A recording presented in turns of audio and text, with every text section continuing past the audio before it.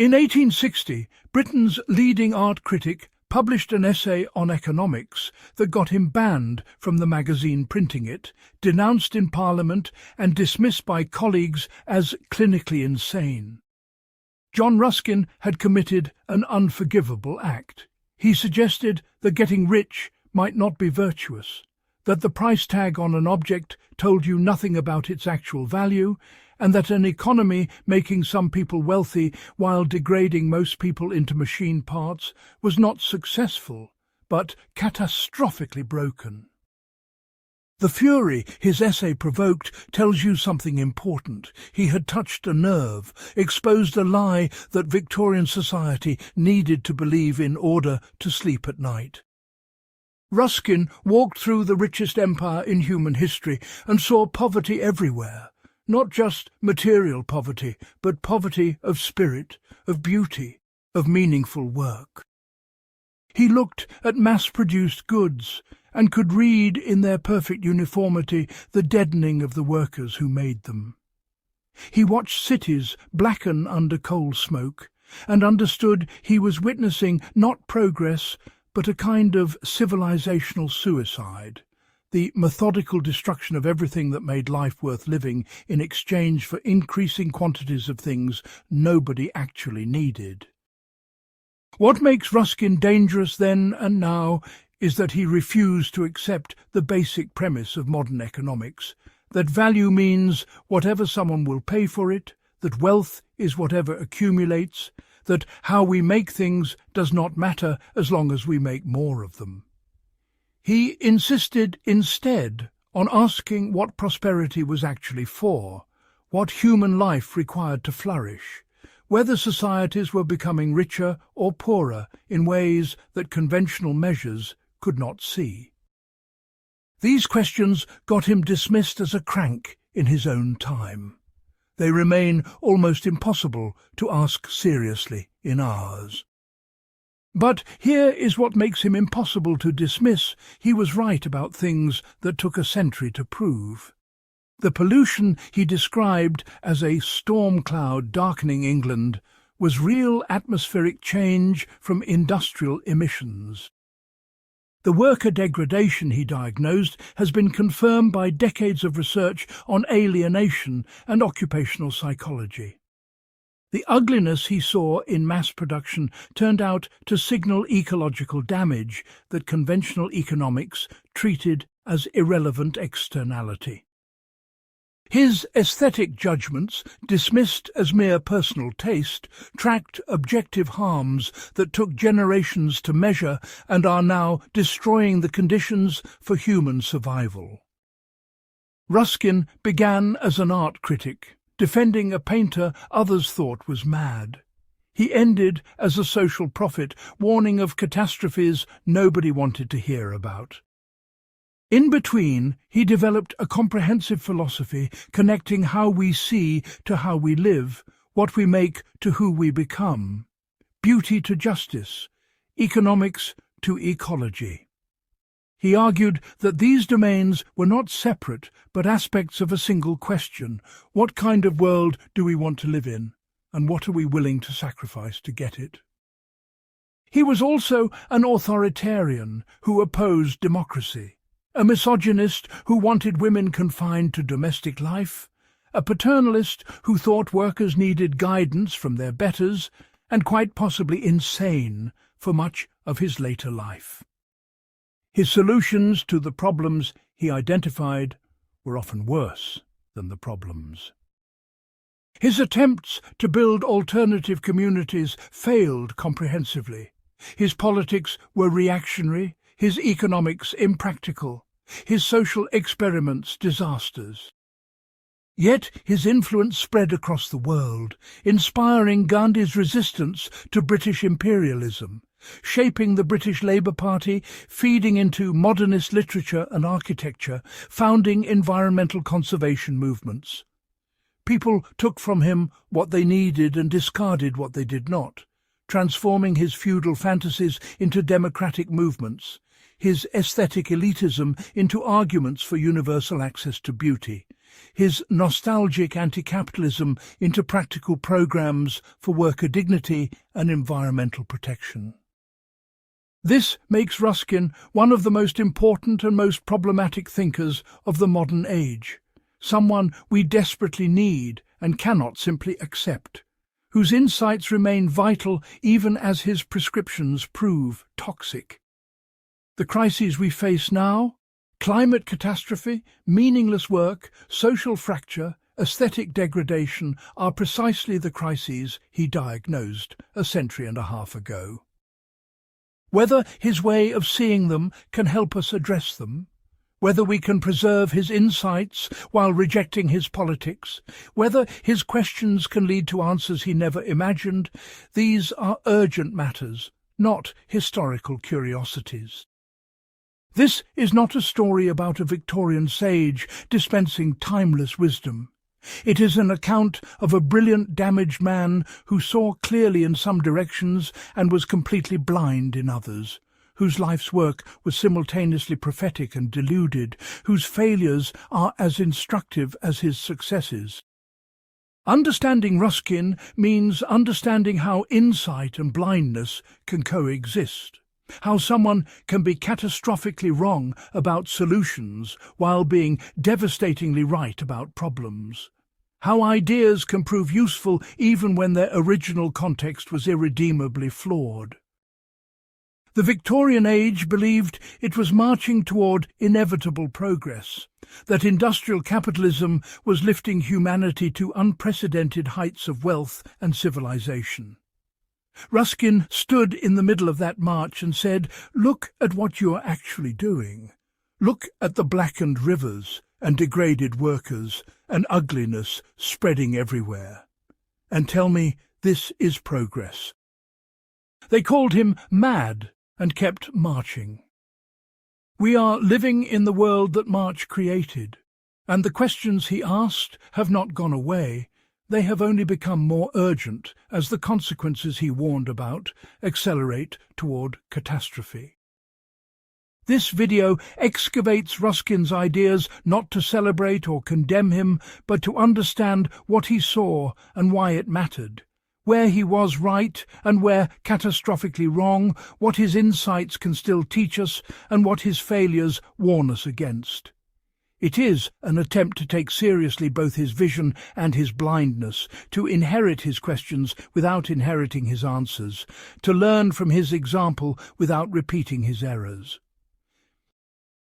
Because the alternative, dismissing him as irrelevant Victorian eccentric or embracing him uncritically as prophet, both miss what makes him essential, his insistence that we cannot separate how we see from how we live, what we make from who we become, beauty from justice, prosperity from human flourishing.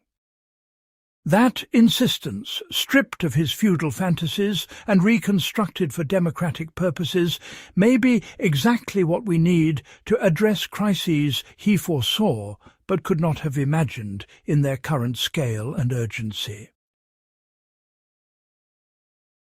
Part 1. The Theology of Seeing. Ruskin's entire philosophical architecture rests on a single revolutionary premise: that perception is a moral act. This was not the gentle observation of a Sunday painter, but a radical challenge to how his society understood knowledge, beauty, and truth. For Ruskin, to see properly meant to see honestly, completely, and with reverence, and most people, he argued, lived in a state of willful blindness.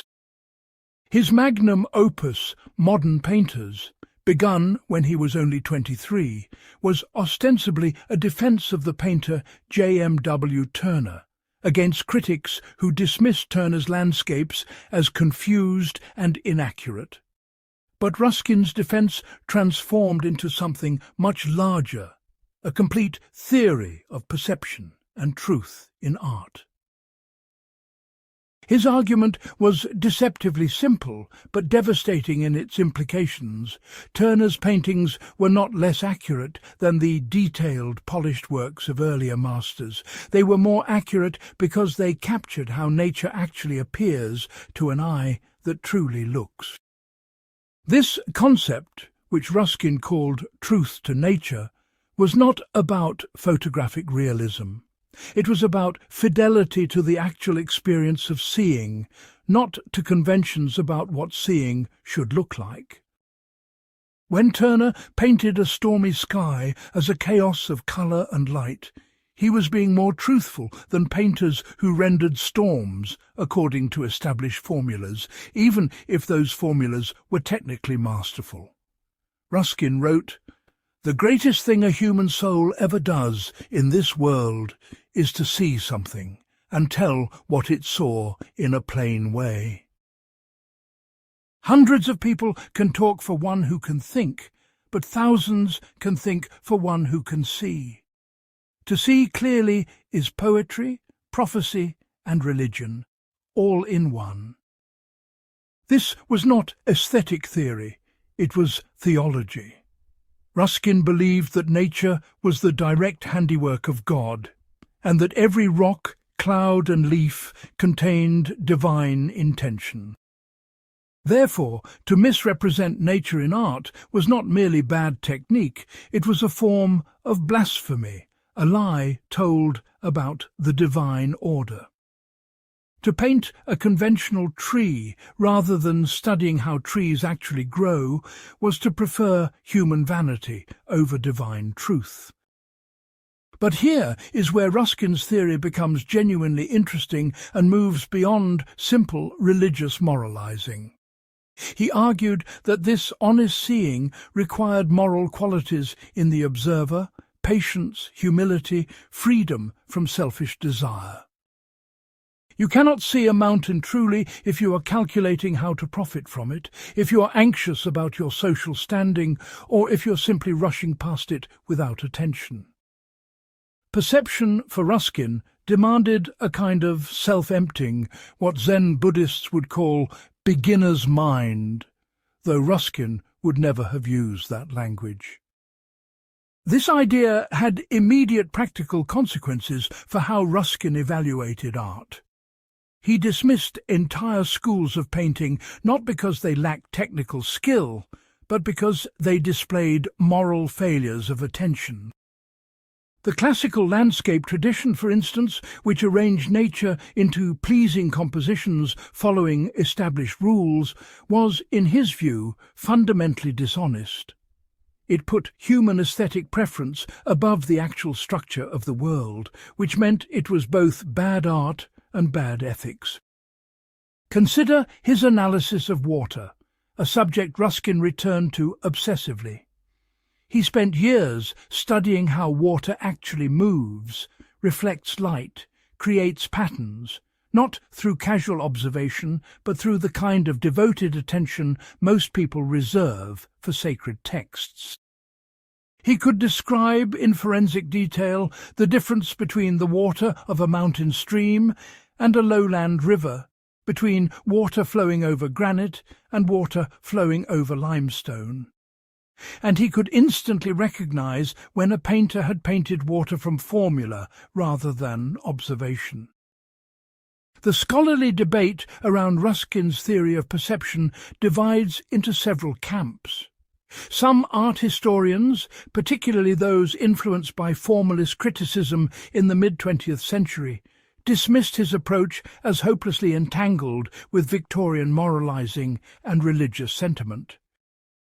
They argued that art should be evaluated on purely aesthetic grounds, that bringing ethics into aesthetic judgment was a category error. Others, particularly more recent critics interested in ecological thinking and phenomenology, the philosophical study of consciousness and experience, have found in Ruskin a prescient understanding of how attention shapes reality. The philosopher Roger Scruton defended a version of Ruskin's position, arguing that aesthetic experience does have a moral dimension because it trains us in certain modes of attention that carry over into ethical life. If you learn to see a tree patiently and completely, you develop capacities for attention that make you less likely to view that tree or a person purely as an instrument for your purposes. Conversely, critics like Terry Eagleton have argued that Ruskin's moralization of aesthetics was itself a symptom of Victorian class anxiety, a way for the privileged to feel spiritually superior while doing nothing about actual material conditions. Where does Ruskin's theory fail or prove inadequate? First, his insistence on truth to nature struggles with abstract art that does not attempt to represent the visible world at all. A Mondrian painting or a Rothko colour field cannot be evaluated by fidelity to natural appearance because that is not their project. Ruskin, writing in the 19th century, could not have anticipated this development, but it exposes a limitation in his framework. Second, his theological grounding for aesthetic judgment becomes problematic in a secular or pluralistic context. If you do not share Ruskin's belief that nature is divine handiwork, his claim that misrepresenting nature is morally wrong loses much of its force. You might still value accurate observation, but not for the reasons Ruskin gives. This is not necessarily a fatal problem. Some of his insights can be detached from their theological roots, but it does mean we cannot simply adopt his system wholesale.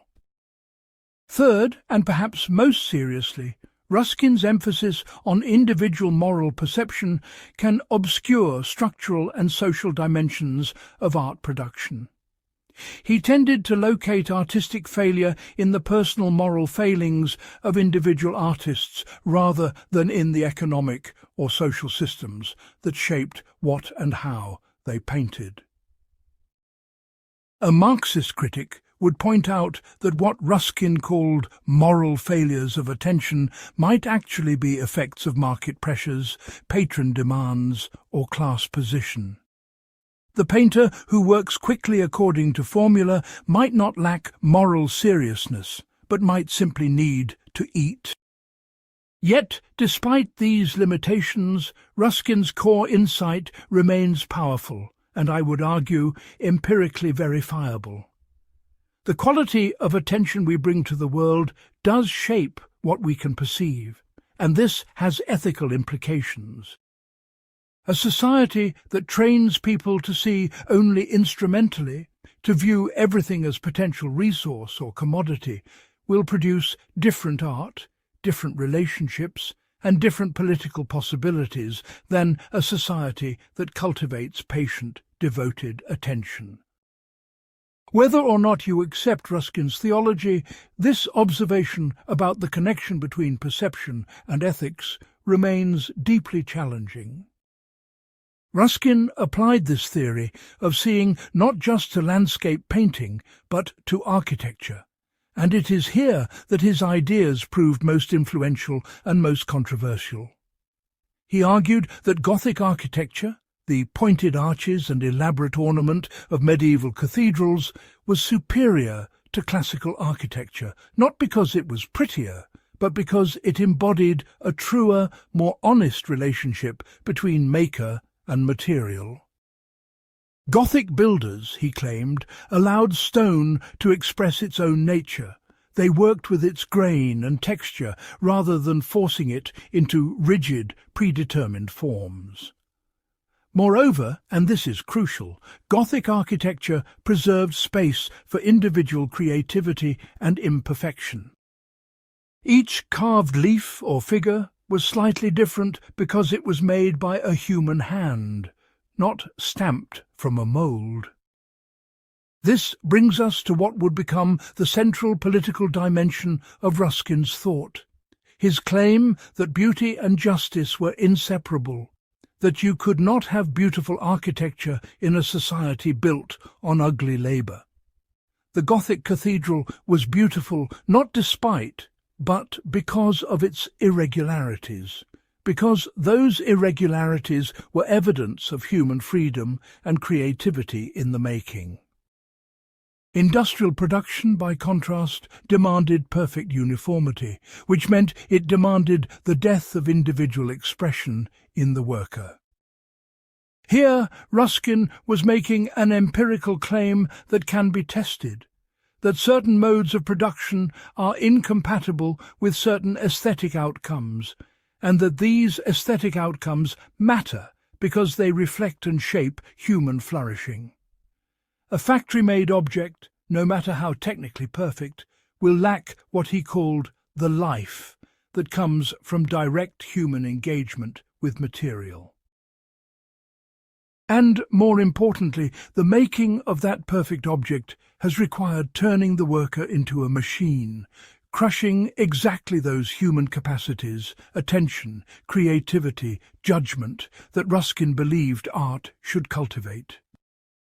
We can see Ruskin's influence here flowing directly into the arts and crafts movement of William Morris and the philosophy of craftwork that continues to animate maker culture today. But we can also see why his ideas infuriated classical economists and remain controversial. He was essentially arguing that efficiency, uniformity and mass production, the very things that made industrial capitalism so productive, were aesthetic and moral evils, that the abundance they created came at an unacceptable cost in human degradation. Is he right? This remains one of the most important and unresolved questions his work poses. Can meaningful human work exist at industrial scale, or does scale itself necessitate the kind of division and routinization that Ruskin found dehumanizing? The contemporary debates about automation, artificial intelligence and the future of work are in many ways still wrestling with the question Ruskin posed, whether there are forms of making and working that are essential to human flourishing and that cannot be replaced without profound loss, regardless of gains in productivity or wealth. Part 2. The Filth of Wealth. In 1860, at the height of his fame as an art critic, Ruskin committed professional suicide. He began publishing a series of essays on political economy that would be collected as Unto This Last, a work so controversial that the editor stopped the series early due to reader outrage. What had Ruskin done to provoke such fury? He had committed the unforgivable sin of the Victorian era. He suggested that perhaps getting rich was not actually virtuous, and that the science of economics as practiced was not science at all, but sophisticated moral evasion. Ruskin's economic philosophy begins with a deliberately provocative move. He insists on taking words seriously, on asking what we actually mean when we use terms like wealth, value, price and profit. This sounds simple, even naive, but it allowed him to expose what he saw as the foundational fraud of classical political economy. The economists of his day, figures like Adam Smith, David Ricardo and John Stuart Mill, claimed to study wealth scientifically, objectively, as if it were a natural phenomenon like gravity or magnetism. Ruskin argued this was intellectual theatre, a way of disguising moral and political choices as neutral facts. His central challenge was elegant and devastating.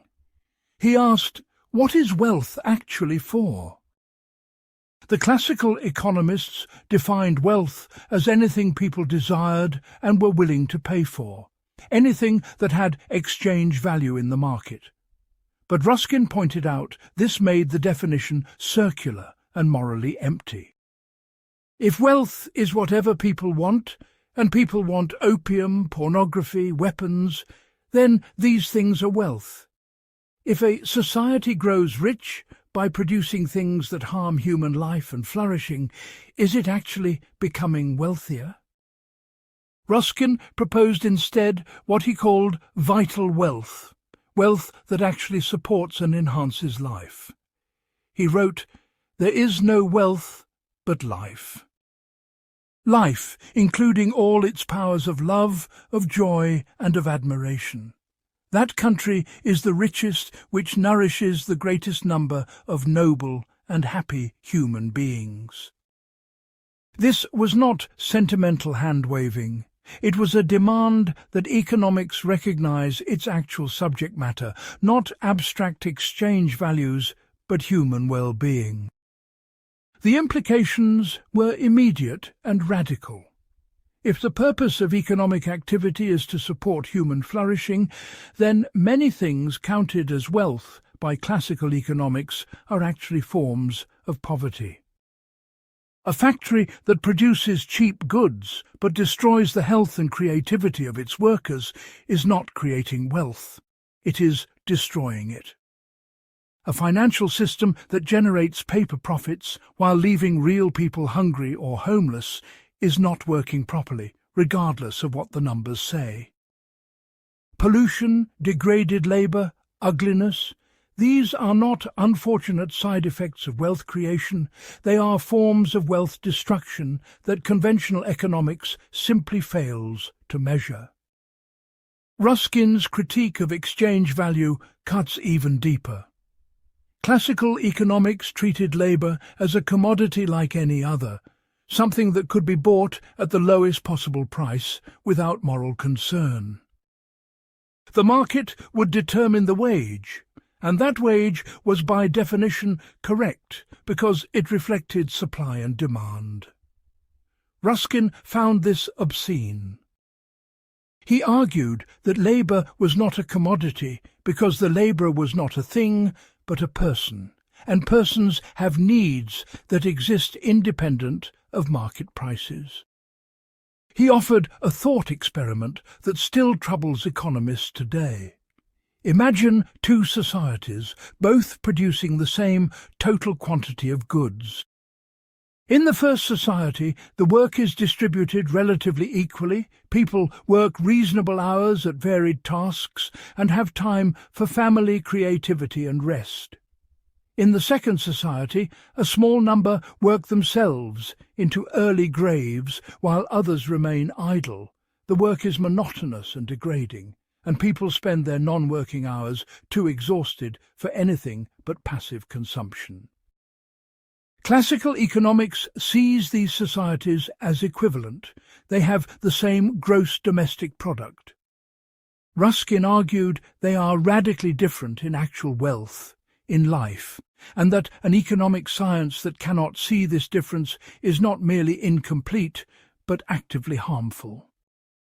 His attack on the concept of economic man, the rational self-interested actor at the heart of classical theory, was similarly fundamental. Economists claimed people acted to maximize their individual utility, their personal satisfaction or profit. Ruskin pointed out this was empirically false. Soldiers die for their country, parents sacrifice for children, friends help friends at cost to themselves.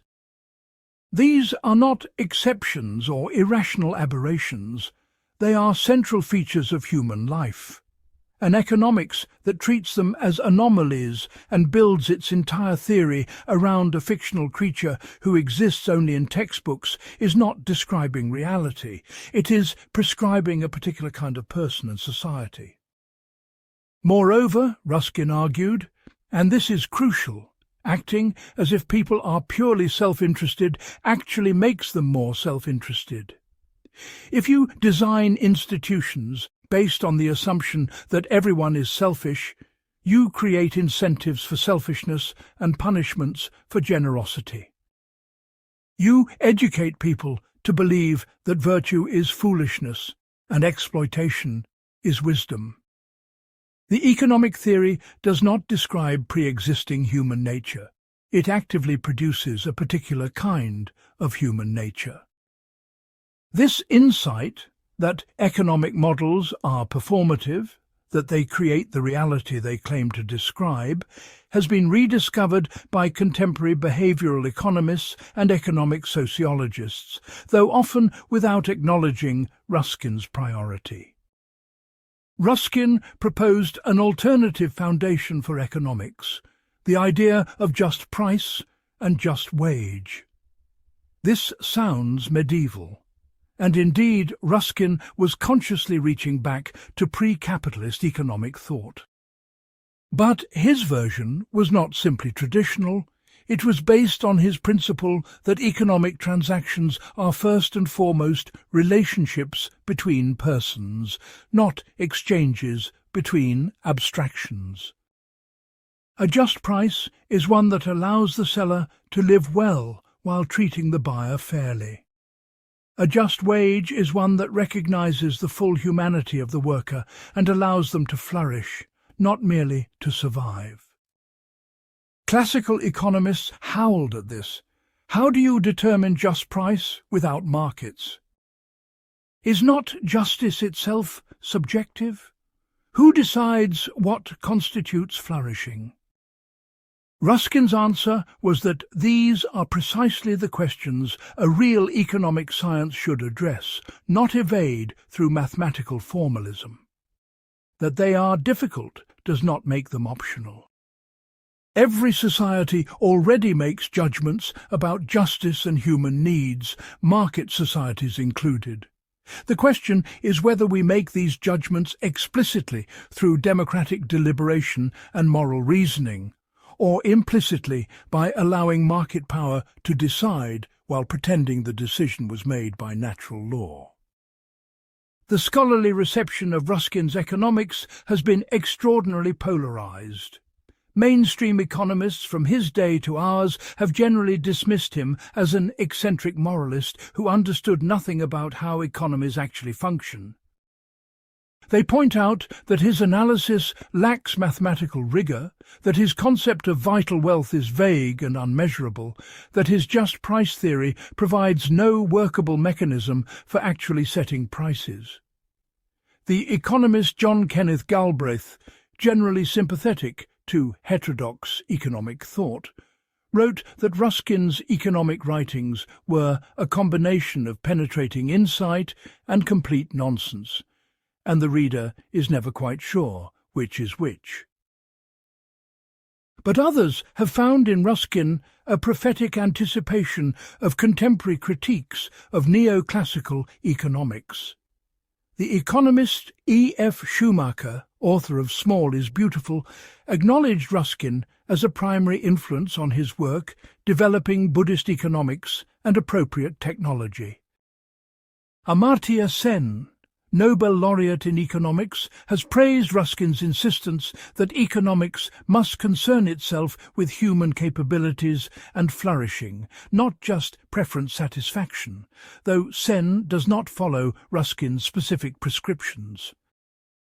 Ecological economists have embraced Ruskin's recognition that conventional economic measures ignore environmental destruction and resource depletion.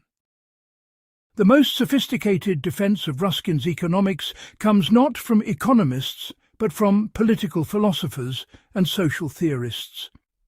Michael Sandel's critique of market reasoning and commodification echoes Ruskin's argument that some things should not be for sale because selling them corrupts their nature and our relationship to them.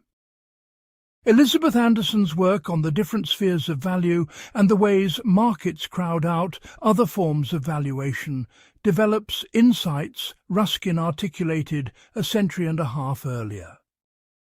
Ruskin understood what these contemporary thinkers are trying to recover, that economics is inescapably normative, inescapably about values and human purposes, and that pretending otherwise does not make it objective, but simply hides whose values are being served. Where does Ruskin's economic philosophy fail most clearly? First, he never developed a workable institutional mechanism for implementing his ideas. Saying wages should be just does not tell us how to determine just wages in practice, especially in complex modern economies with thousands of different occupations.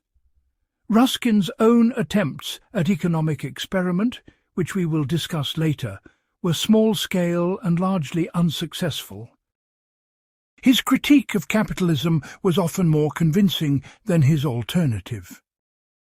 Second, his economics assumes a level of social consensus about human goods and flourishing that may not exist in pluralistic societies. What counts as a good life differs across cultures, religions, and individual temperaments. Market systems, whatever their other flaws, at least allow people to pursue their own diverse conceptions of the good without requiring agreement. Ruskin's more prescriptive approach risks becoming paternalistic or authoritarian. Third, Ruskin underestimated the genuine productivity gains and human benefits of industrial capitalism. His focus on what was lost, craft skill, worker autonomy, aesthetic quality, sometimes blinded him to what was gained: increased abundance, reduced scarcity, new possibilities for human development. A medieval peasant might have done more varied work than a factory labourer, but they also faced starvation, disease, and early death at rates that would horrify Ruskin. The question is not whether to return to pre-industrial conditions, which is impossible and undesirable, but how to preserve what was valuable in older modes of work within or alongside modern productive capacity. Fourth, and perhaps most problematic, Ruskin's economics rested on deeply conservative and even reactionary social assumptions. His ideal economic order was explicitly hierarchical, with a benevolent aristocracy guiding and caring for workers who knew their place. He opposed democracy in economic life, believing workers should trust their betters rather than organize for their own interests. This is not an accidental feature that can be separated from his core insights. It is bound up with his whole vision of social order. Modern readers, attracted to Ruskin's critique of capitalism, often have to perform contortions to extract the insights they value while discarding his authoritarian politics. Yet, despite these profound limitations, Ruskin identified real pathologies in how we think about economic life. His insistence that growth in gross domestic product is not the same as improvement in human well-being is now widely accepted, at least in theory, though we still struggle to implement it in practice. His recognition that environmental destruction and social degradation represent real costs that market prices fail to capture has become the foundation of environmental economics. His argument that some things should not be commodified, that not everything should be for sale, finds expression in contemporary debates about markets in organs, reproductive services, or education. Most importantly, perhaps, Ruskin insisted that economics is too important to be left to economists operating as if they were studying physics. Economic arrangements shape what kinds of lives are possible, what kinds of persons we become, what kinds of relationships we can form. These are political and moral questions, not technical ones, and they require public deliberation and democratic decision, not just expert management. Whether or not we accept his specific answers, Ruskin's demand that we ask the questions remains vital. His most quoted economic statement, "There is no wealth but life," sounds like a platitude until you think through its implications. If he is right, then vast swaths of what we call economic activity are actually forms of organized destruction. The question is whether we have the courage to follow that thought where it leads. Part 3. The Nature of Gothic.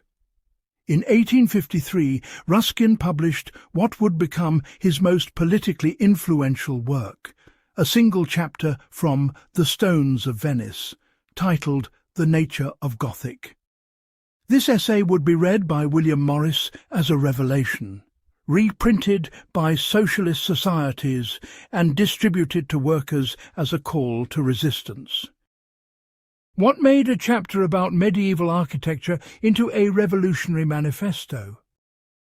Ruskin's argument begins with a detailed formal analysis of Gothic architecture, the pointed arches, the flying buttresses, the elaborate carved ornament.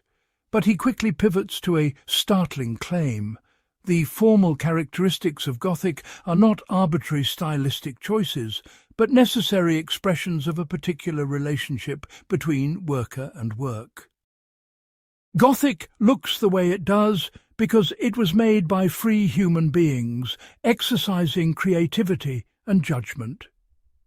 You can read the social relations of production directly in the aesthetic qualities of the object.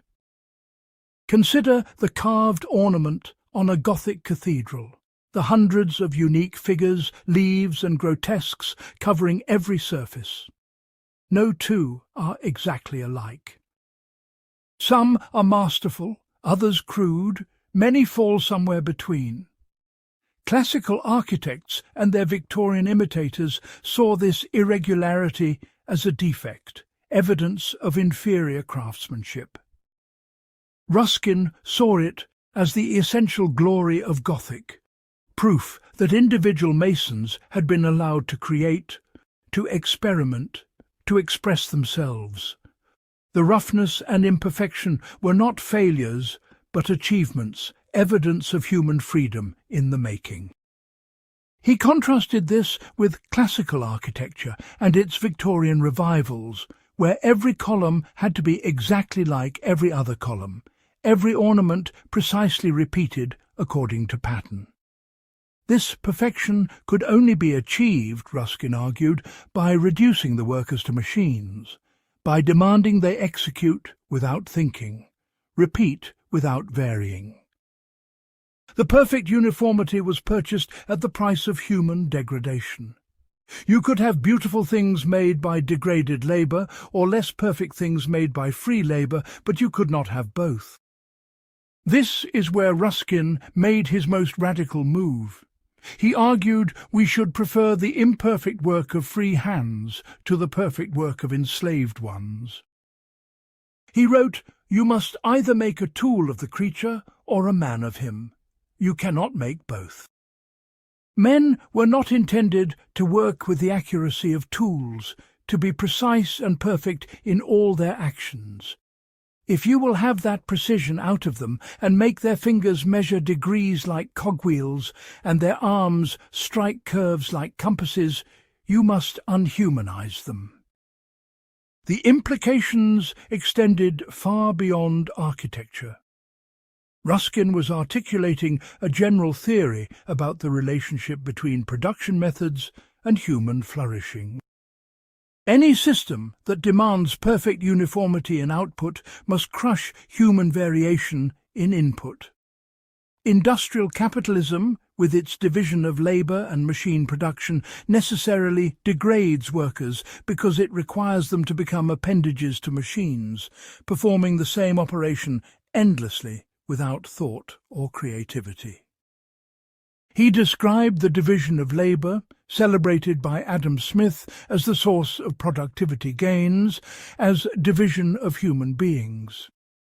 Smith's famous pin factory, where each worker performed one small operation in making a pin, and therefore pins could be produced much faster, looked to Ruskin like a chamber of horrors.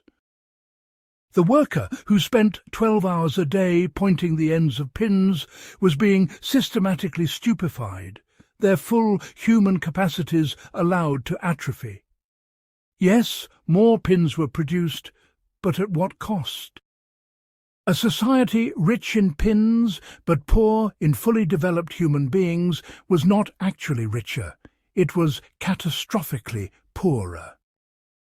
Ruskin's alternative vision centred on what he called the right and noble labour, work that engaged the whole person, mind and hand together, that allowed for judgment and creativity, that produced variety rather than uniformity.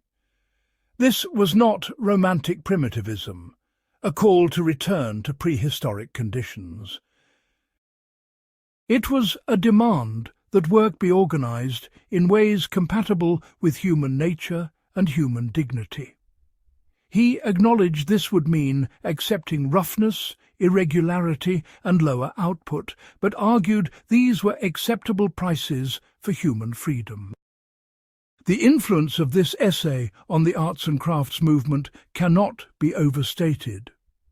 William Morris read The Nature of Gothic in 1858 and later said it seemed to point out a new road on which the world should travel.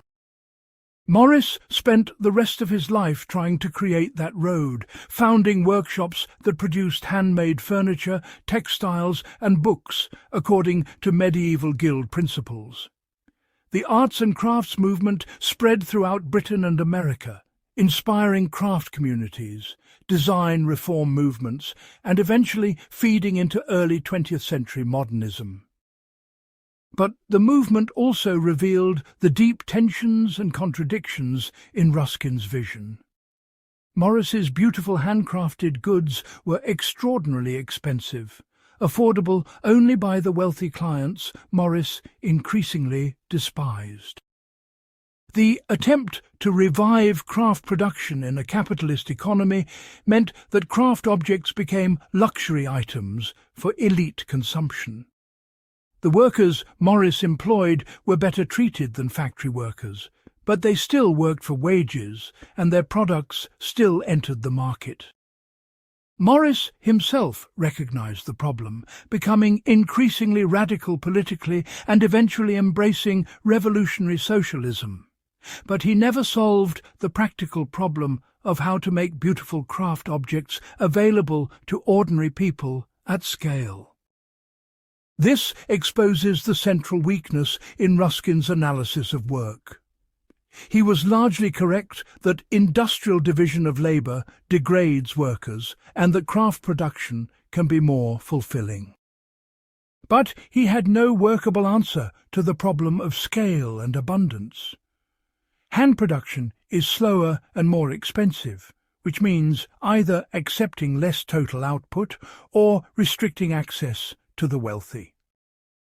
For most of human history, beautiful objects were rare luxuries precisely because they required skilled labour and extensive time to produce.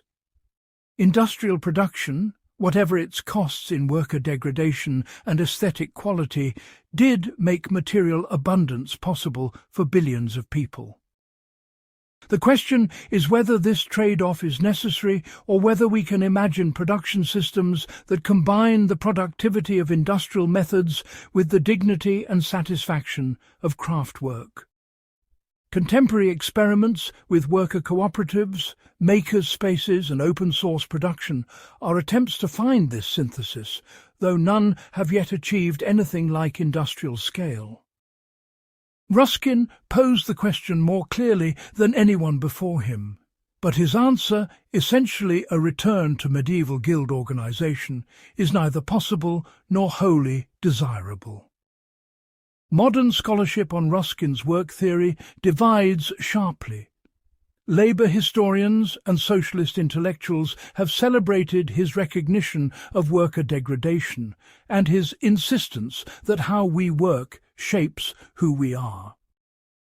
They point out that Ruskin articulated, decades before Marx published Capital, many of the same insights about alienation and the dehumanizing effects of capitalist production. Some have tried to claim Ruskin as a proto-socialist, though this requires ignoring large parts of his actual politics. Feminist scholars have been more critical, pointing out that Ruskin's celebration of craft work was entirely gendered male. He idealized the male artisan, but had nothing to say about the equally skilled work women performed in textile production, cooking, or care work. His vision of noble labour excluded the forms of labour culturally coded as feminine, reinforcing the Victorian ideology that separate spheres for men and women were natural and good. Moreover, his call for workers to accept guidance from their betters rather than organise for their own interests was fundamentally paternalistic. Post-colonial critics have noted that Ruskin's Gothic revival was bound up with British imperial ideology, celebrating a supposedly pure English medieval past, while ignoring or denigrating non-European craft traditions. His aesthetic theory, despite its claims to universal truth, was deeply provincial, treating European artistic conventions as timeless standards. The contemporary relevance of Ruskin's work theory is complex and contested. On one hand, we are living through the very automation crisis he predicted, with artificial intelligence and robotics threatening to eliminate not just manual labour, but increasingly cognitive work as well. His question, what happens to human beings when machines can do everything we can do, remains urgent and largely unanswered. Do we celebrate the liberation from toil, or mourn the loss of meaning and purpose that work, even flawed work, has traditionally provided? On the other hand, the explosion of maker culture, craft brewing, artisan bakeries and small batch production suggests a hunger for exactly the kind of work Ruskin celebrated. These remain niche markets serving mostly affluent consumers, repeating the arts and crafts dilemma.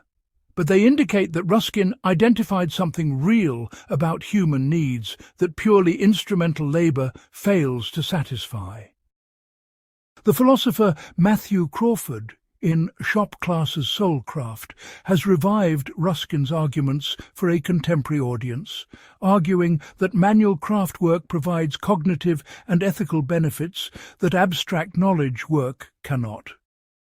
Working with physical materials, Crawford argues, demands attention to reality in ways that manipulating symbols does not. You cannot bullshit a piece of wood. It either fits or it does not. This grounds your thinking in ways that much contemporary white-collar work, lost in layers of abstraction and organizational politics, fails to do. But Crawford also acknowledges what Ruskin did not, that much manual work is not ennobling craft, but simple drudgery, and that preserving space for meaningful work requires political and economic changes Ruskin was unwilling to support. Workers need power, not just sympathetic employers. They need democratic control over production, not guidance from aristocratic patrons. Ruskin's insights about the importance of work for human flourishing remain valuable, but they must be separated from his authoritarian politics. The deepest question Ruskin's work theory poses is whether human flourishing requires productive activity, or whether we could be equally fulfilled in a world where machines do all the work and humans only consume and play. Ruskin clearly thought meaningful work was essential to human dignity and purpose. Many contemporary advocates of universal basic income implicitly reject this, imagining a future where people are freed from work to pursue whatever interests them. Neither position is obviously correct, and which proves true may depend on social choices rather than fixed human nature. We might discover that with the right cultural supports, people can find meaning and purpose without wage labour. Or we might find that Ruskin was right, that humans need to make things, to struggle with material reality, to see the concrete results of their effort in ways that purely symbolic or playful activities cannot provide. The stakes of this question, as automation accelerates, could not be higher. Part 4. The Storm Cloud of the 19th Century. In 1884, Ruskin delivered one of the strangest and most prophetic lectures of his career. Titled The Storm Cloud of the 19th Century, it described what he claimed was a new kind of weather, a darkness spreading across England unlike anything in previous history. Many who heard the lecture thought Ruskin had gone mad, that his description of plague clouds and diseased wind was the ravings of a disturbed mind. They were half right. Ruskin was struggling with mental illness, but he was also describing something entirely real, the visible environmental destruction caused by industrial pollution. Ruskin had been observing weather obsessively for decades, keeping detailed diaries of cloud formations, wind patterns, and the quality of light. He noticed, starting in the 1850s, that the clouds were changing. There was a new kind of cloud, low, dark and grimy, that brought not the clean rain of natural storms, but a dirty drizzle that left everything coated in grime. The sun was dimmer, the air thicker, the very quality of light different than it had been in his youth. What Ruskin was observing, though he did not have the scientific vocabulary to name it precisely, was air pollution on an unprecedented scale. The burning of coal in thousands of factories and homes was filling the atmosphere with particulates, sulfur compounds, and other pollutants. These were changing weather patterns, reducing visibility, damaging plants and buildings, and harming human health. Ruskin was among the first to connect the dots between industrial production and environmental degradation, to recognize that what industry called progress was also destruction of the natural world. His lecture was not systematic environmental science. It was prophecy in the biblical sense, warning of divine judgment for human wickedness. He described the storm cloud as a manifestation of moral corruption, the physical consequence of a society that valued profit over beauty, efficiency over life. The sky is covered with grey cloud, not rain cloud, but a dry black veil which no ray of sunshine can pierce, he wrote. This was not metaphor, but literal description, and also moral indictment. What makes this lecture so remarkable is how early it was. Ruskin was describing anthropogenic climate change, human-caused alteration of atmospheric conditions, decades before the scientific community began seriously studying such phenomena. He lacked the concepts and measurements to prove what he observed, but his trained eye and lifetime of attention to natural beauty allowed him to detect changes others missed or dismissed. He was right. The Industrial Revolution was fundamentally altering the environment, and the consequences would be catastrophic if unchecked. But Ruskin's environmental thought went much deeper than observation of pollution. Throughout his work, from his earliest writing on art through his later social criticism, he articulated what we would now call an ecological worldview, a recognition that human beings exist within and depend upon natural systems, and that disrupting those systems threatens human well-being. His theory of wealth, that there is no wealth but life, was fundamentally ecological. He understood that real wealth derives from the productivity of living systems, from healthy soil that grows food, clean water that sustains life, forests that provide timber and regulate climate. Financial wealth that came from degrading these natural systems was illusory. It was consuming capital and calling it income. He wrote, The force of the guinea you have in your pocket depends wholly on the default of a guinea in your neighbour's pocket. If he did not want it, it would be of no use to you. But the value of the food in the granary depends wholly on the fact that someone does want it, and will be the better for getting it. This seems simple, but has profound implications. Financial transactions are zero-sum. My gain is your loss. But real wealth, food, shelter, beauty, depends on the productivity of natural and human systems that can grow or shrink. An economy that maximizes financial transactions while degrading the underlying systems that produce real wealth is not becoming richer, but poorer. Though this poverty may not show up in conventional accounting until catastrophe strikes. Ruskin applied this ecological understanding to urban design and planning. He argued that cities should preserve extensive green space, that workers needed access to nature and beauty not just for recreation, but for psychological and spiritual health. The industrial cities of his era, smoke-blackened warrens of factories and slums, were, in his view, not just ugly but pathological, designed to maximize production while destroying the humans who produced. A city that made people sick, that cut them off from natural beauty and healthy air, was not an efficient city, but a sick one, regardless of its industrial output.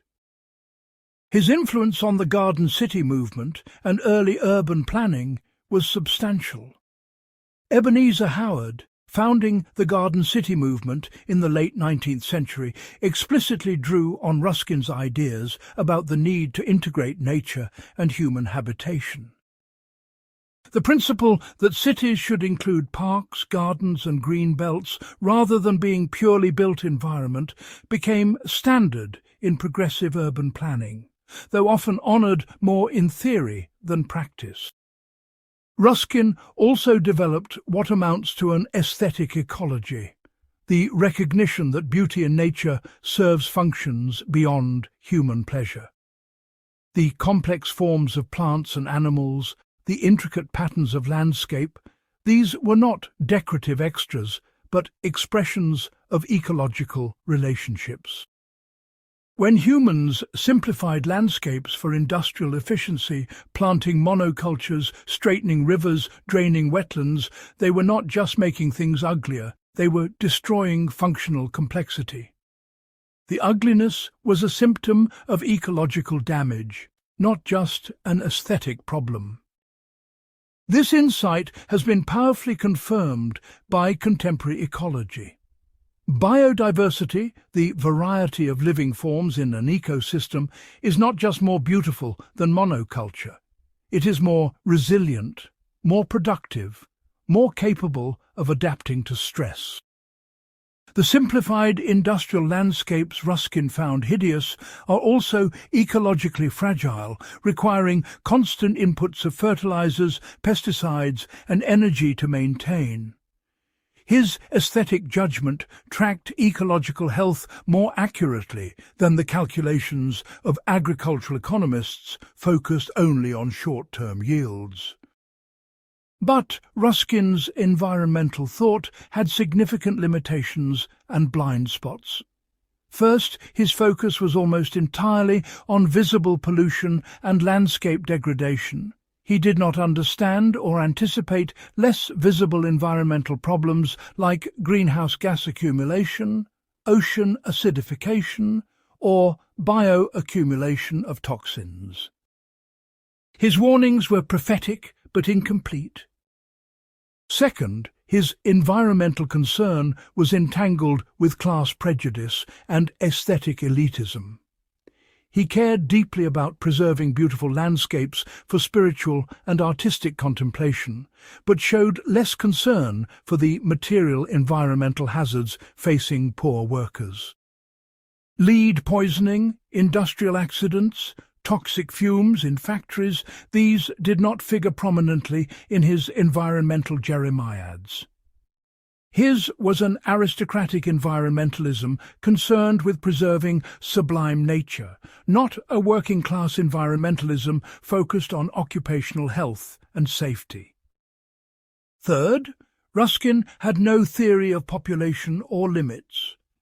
His ecological insights existed in tension with his belief that society should support the maximum number of noble and happy human beings. He did not grapple with the question of how many humans the earth can support at what standard of living, or whether there might be trade-offs between human abundance and ecological health. He assumed, somewhat magically, that virtuous production methods would automatically harmonize human needs with natural limits.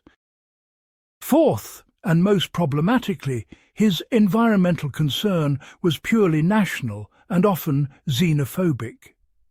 He worried about the degradation of England, but showed little concern for environmental destruction elsewhere, especially in the colonies supporting British prosperity.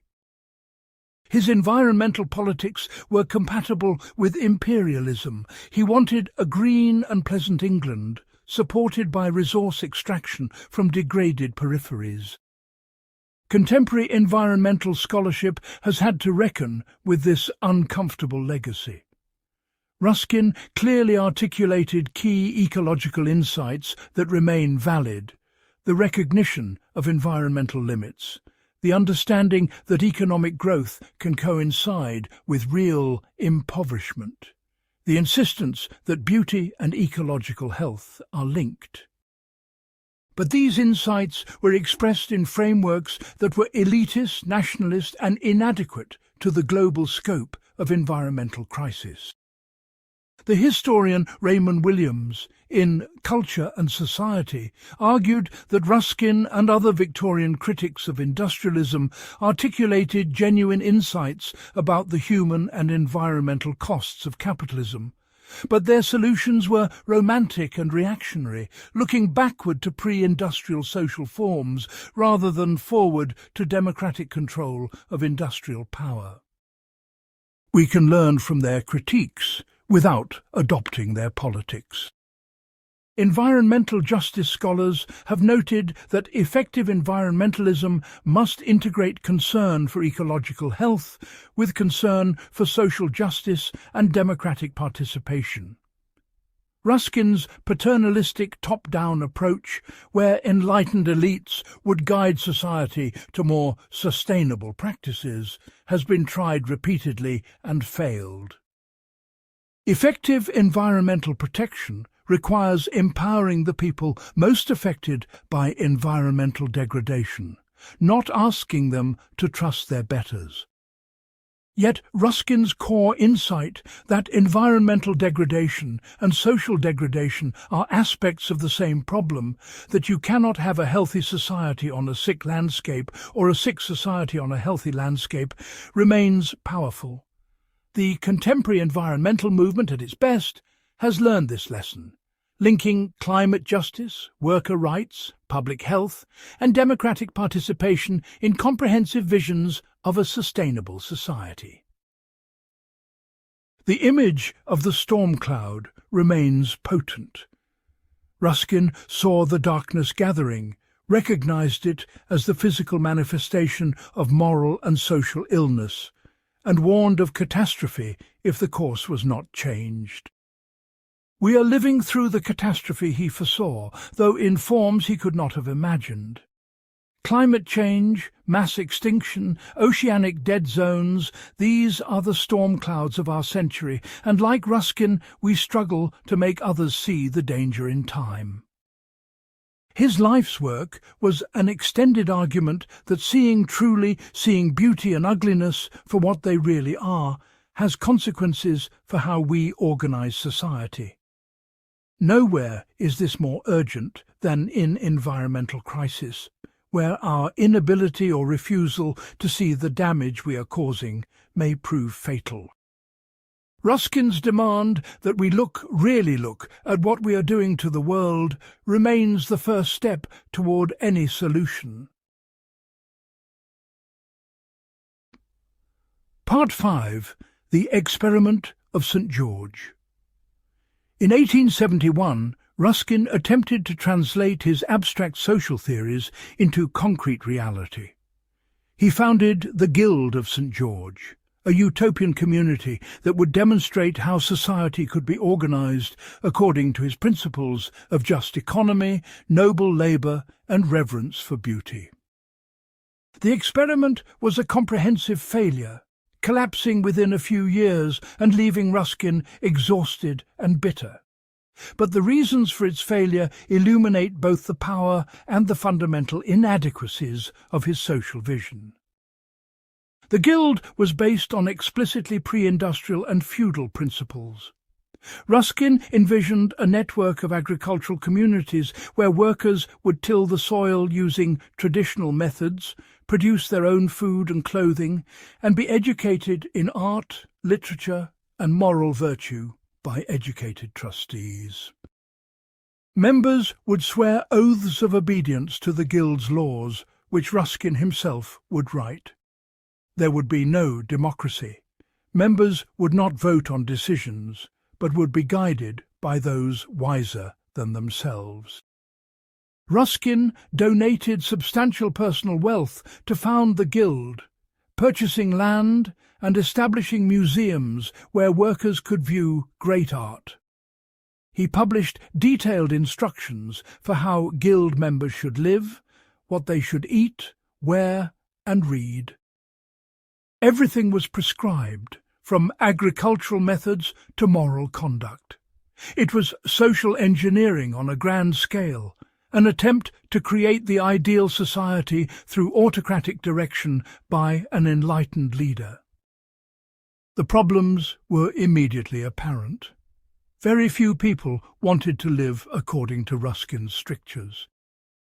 The combination of hard agricultural labour, limited personal freedom, and paternalistic oversight appealed mainly to cranks and misfits, not the noble workers Ruskin imagined. Those who did join often had their own eccentric ideas and resented Ruskin's dictatorial control. The agricultural experiments failed economically, unable to compete with industrial farming. The museums attracted few visitors. Within a few years, the Guild existed mainly on paper, a network of scattered properties and a dwindling membership. Why did it fail so spectacularly? The immediate reasons are obvious. Ruskin was an impractical visionary with no management skills, trying to impose an archaic social model on people shaped by industrial modernity. But the deeper reasons reveal fundamental contradictions in his entire social philosophy. First, Ruskin's vision was profoundly undemocratic. He believed ordinary people needed to be guided by their betters, that they could not be trusted to make decisions about their own lives. This was not accidental paternalism, but core conviction. He opposed universal suffrage, trade unions, and worker self-organization, all of which he saw as mob rule. His ideal society was feudal, a hierarchy of station where everyone knew their place and accepted their role. This was not just morally repugnant by contemporary standards, it was practically unworkable. People who have experienced modern freedom, limited as it is, will not voluntarily return to serfdom even if you promise them beauty and moral education in exchange. Ruskin's Guild could only work with people who already shared his values and accepted his authority, which is to say, it could not work at scale or provide a model for society. Second, Ruskin fundamentally misunderstood the relationship between economic systems and individual virtue. He believed that if you could only educate people properly and expose them to beauty, they would naturally choose virtuous lives and just economic arrangements. But this puts the causal arrow backward. Economic systems shape what choices are possible and what values make sense. You cannot create islands of virtuous pre-industrial economy within a capitalist sea and expect them to flourish. The broader system will either crush them or force them to adapt. Marx, writing at the same time, understood this clearly. He argued that individual moral reform was pointless without systemic transformation, that you had to change the economic base before you could change values and consciousness. Ruskin, with his focus on individual virtue and education, was trying to change consciousness without touching the base, which meant he was perpetually surprised when material forces proved stronger than moral exhortation. Third, Ruskin's social vision was conservative in a very specific sense. It looked backward to idealized medieval community, rather than forward to new forms of social organization. This made it inherently nostalgic and unrealistic. The medieval past he idealized had never actually existed. It was a projection of his desires onto history. Real medieval society was brutal, hierarchical, and for most people short and miserable. The beauty he celebrated was produced by a tiny elite on the backs of peasant labour he preferred not to think about. Yet, despite the failure of the Guild, Ruskin's broader social theory had significant influence, particularly on the British labour movement. His insistence that economic arrangements should serve human flourishing rather than abstract efficiency, his critique of laissez-faire economics, his recognition that poverty in the midst of plenty represented social failure. These ideas helped shape the intellectual foundations of British socialism. The first generation of Labour leaders, figures like Keir Hardie and Ramsay MacDonald, frequently cited Ruskin as an influence. They recognised that his paternalism and feudalism were unacceptable, but his moral critique of capitalism and his vision of an economy serving human needs rather than profit resonated deeply. They tried to preserve his insights while translating them into democratic forms, worker control rather than aristocratic guidance, universal welfare rather than charitable paternalism. Ruskin also influenced educational reform movements. His belief that education should cultivate the whole person, teaching appreciation of beauty and moral virtue alongside practical skills, found expression in progressive education movements from Montessori to Waldorf. His insistence that working people should have access to great art and literature helped justify public museums, libraries, and adult education programs. The Workers' Educational Association, founded in 1903, explicitly drew on Ruskin's vision of education as moral and aesthetic development, not just vocational training. In India, Ruskin's influence took unexpected forms. Mahatma Gandhi read Unto This Last in 1904 and called it one of the books that captured him and changed his life. Gandhi translated Ruskin's economic critique into an anti-colonial framework, arguing that British industrialism degraded both colonizer and colonized, and that Indian independence required rejection of industrial capitalism in favor of village-based craft production. Gandhi's vision of Swaraj, self-rule, combined political independence with economic self-sufficiency based on hand production, particularly spinning and weaving. This was Ruskin, filtered through very different cultural and political contexts, and it raised the same practical problems. Could a modern nation-state base its economy on craft production? Could village self-sufficiency provide adequate material welfare for hundreds of millions of people? Gandhi, like Ruskin, was stronger on moral vision than practical implementation. Independent India ultimately chose industrial development over craft production. though Gandhi's vision continues to influence debates about appropriate technology and sustainable development.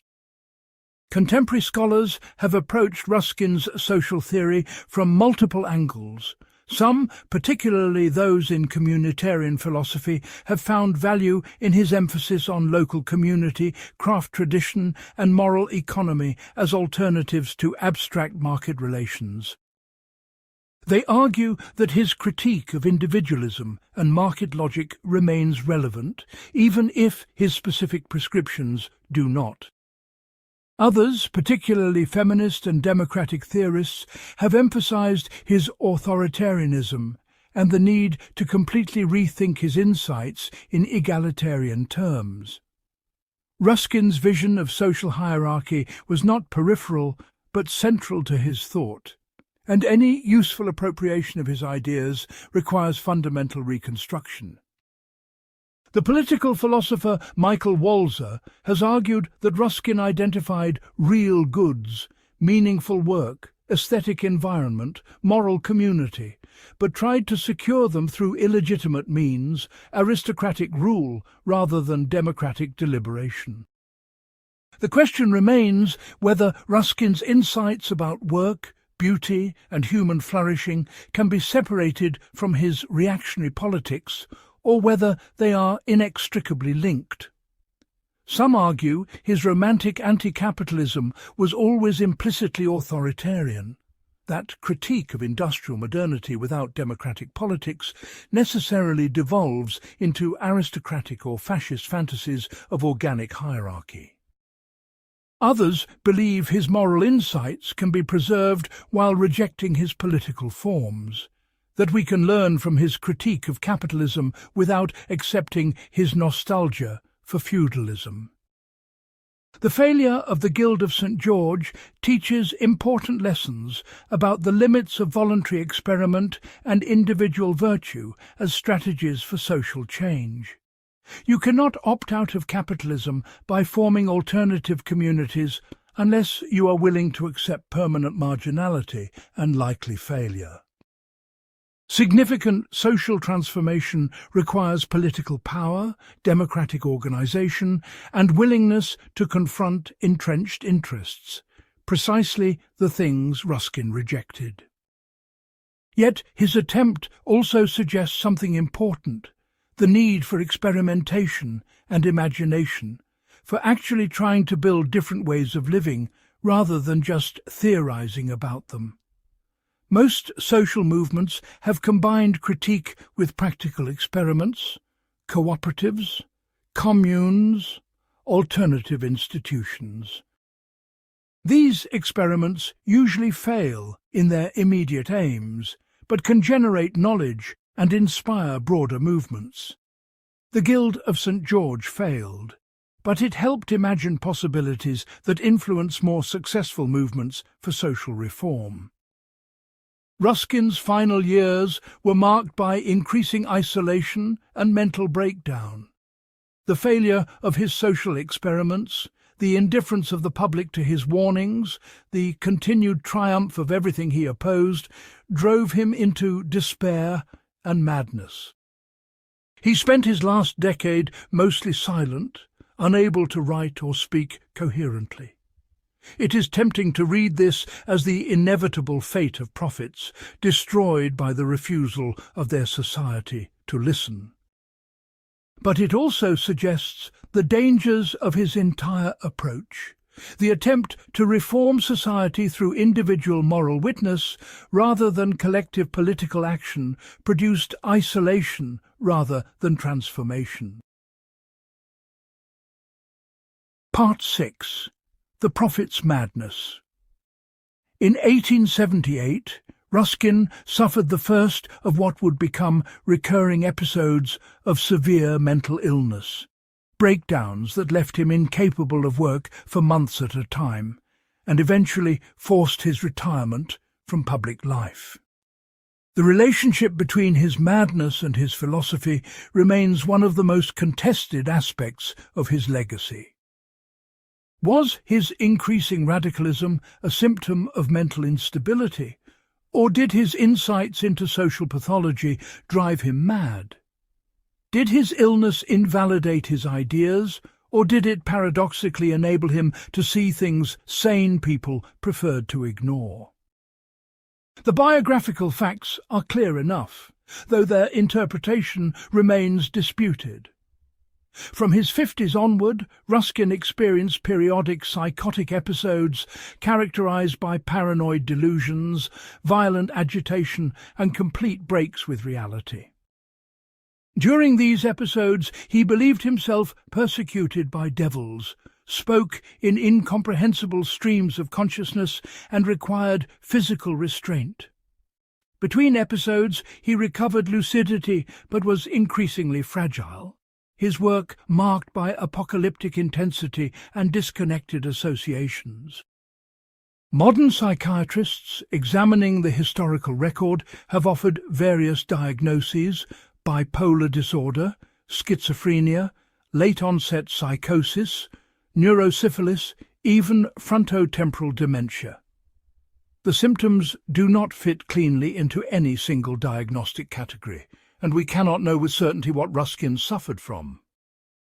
What we can examine is how his mental state influenced his thought, and how his thought may have influenced his mental state. There is a troubling tendency, both among Ruskin's admirers and his critics, to use his madness as a way of dismissing or explaining away aspects of his work that make them uncomfortable. Conservative critics point to his mental illness as proof that his radical social critique was unbalanced ranting rather than serious analysis. Progressive admirers sometimes treat his madness as irrelevant to his ideas, as if mental illness and intellectual work occupied completely separate spheres. Both approaches are inadequate. The truth is more complex and more interesting. Ruskin's mental illness did affect his work, particularly in his later years, when his writing became increasingly fragmentary and apocalyptic. But the core insights that made him significant, the connections between aesthetics and ethics, work and human dignity, economic systems and environmental destruction, were articulated clearly during periods of mental stability. His madness may have intensified his perceptions and loosened his inhibitions against expressing unpopular truths, but it did not create his fundamental vision. Consider the question from another angle. What effect did the work of prophecy have on Ruskin's mental health? He devoted his life to speaking uncomfortable truths to a society that did not want to hear them, to warning of catastrophe while watching his warnings ignored, to seeing degradation and destruction that others explained away or simply did not see. This is not a psychologically sustainable position. The social theorist of mental illness, Thomas Szasz, argued that what gets labelled as madness is often rational response to intolerable social conditions. Someone who sees clearly the violence, hypocrisy and destruction embedded in normal social arrangements may appear insane precisely because their perception is accurate while conventional wisdom is deluded. This does not mean all mental illness is really social sanity, but it suggests that the line between insight and delusion is less clear than we might wish. Ruskin's apocalyptic intensity in his later work can be read as progressive loss of mental control or as appropriate response to genuine catastrophe that sane people preferred not to acknowledge. When he wrote about the storm cloud darkening England, about the filth and ugliness spreading everywhere, about the degradation of workers and destruction of beauty, he was describing real phenomena. That he expressed this in increasingly wild and religious language does not make the observations false. The question is whether the madness was in his perception or in a society that could look at industrial devastation and see only progress. This relates to a broader question about the relationship between artistic or prophetic vision and mental illness. Many great artists, writers, and visionaries have struggled with severe mental illness. Is this coincidental, or is there something about the capacity for unusual perception that makes people vulnerable to psychological breakdown?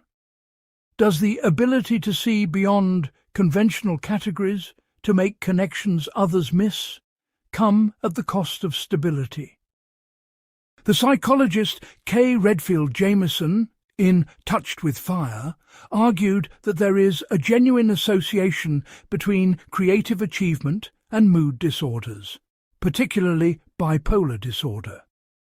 The hypomanic state, characterized by increased energy, decreased need for sleep, and rapid associative thinking, can enhance certain kinds of creative work, even as it poses risks for full-blown mania and depression. Ruskin's pattern of intense productive periods followed by collapse fits this pattern. But we should be cautious about romanticizing mental illness as the price of genius. Most people with mental illness are not geniuses, and many geniuses do not have mental illness. Moreover, treating madness as essential to creativity obscures the very real suffering it causes and can discourage people from seeking treatment. Ruskin's breakdowns were catastrophic for him and terrifying for those around him, not romantic episodes of inspired vision. A more useful question might be, how did Ruskin's particular mental structure, both its strengths and its vulnerabilities, shape his intellectual work? His capacity for sustained attention, his ability to perceive fine distinctions in visual experience, his moral intensity. These were clearly strengths that enabled his achievements. His rigidity, his inability to compromise or moderate his positions, his tendency toward apocalyptic thinking, these were vulnerabilities that limited his effectiveness and contributed to his isolation. The same qualities that made him a great critic made him a failed social reformer. Ruskin's personal life adds another dimension to understanding his psychological struggles. He had an unconsummated marriage that ended in annulment, a pattern of inappropriate attachments to very young girls, and profound difficulties with adult intimacy. Much ink has been spilled psychoanalyzing these issues, with interpretations ranging from repressed homosexuality to idealized platonic love to paedophilic obsession. The truth is probably that Ruskin was deeply psychologically damaged in ways that made ordinary adult relationships impossible, and this damage both fed into and was exacerbated by his social isolation and mental illness. Feminist scholars have been particularly critical of how Ruskin's personal psychosexual issues infected his broader social theory. His idealization of women as pure spiritual beings, too refined for industrial labor or democratic politics, was clearly projection of his own inability to relate to real women as full human beings. His prescription that women should remain in separate domestic sphere, teaching virtue and beauty, was rationalization of his own emotional inadequacies as universal social principle.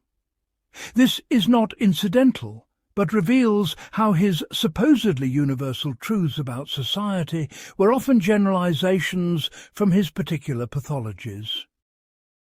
The question of whether to engage with Ruskin's ideas, despite his psychological and personal problems, has no simple answer. On one hand, ideas should be judged on their merits regardless of their source, and many of Ruskin's insights remain valuable even if their origins were complicated. On the other hand, when someone's personal pathology deeply shapes their social prescriptions, especially around gender and sexuality, we need to approach their work critically rather than simply extracting what seems useful. Contemporary scholars attempting to rescue Ruskin for progressive purposes face a genuine difficulty. You cannot separate his aesthetic insights from his social theory, and you cannot separate his social theory from his authoritarian and patriarchal politics, and those politics were deeply connected to his psychological makeup. Any honest engagement has to acknowledge these connections rather than pretend they can be severed. Yet there remains something valuable in Ruskin's example. Not his specific ideas, but his insistence that how we see and what we make matters morally, that beauty and justice are connected, that we cannot wall off aesthetic or environmental concerns from economic and political life. These insights transcend his particular formulation and remain necessary even when everything else about his system is rejected. His madness, then, was neither proof of his genius nor invalidation of his ideas. It was human suffering that shaped and was shaped by his intellectual work, that intensified certain perceptions while distorting others, that enabled insights while preventing the practical wisdom needed to act on them effectively. Understanding this complexity makes Ruskin more interesting, not less, more human, and therefore more instructive about the possibilities and limits of individual vision as a tool for social change. Part 7. Ruskin's Children.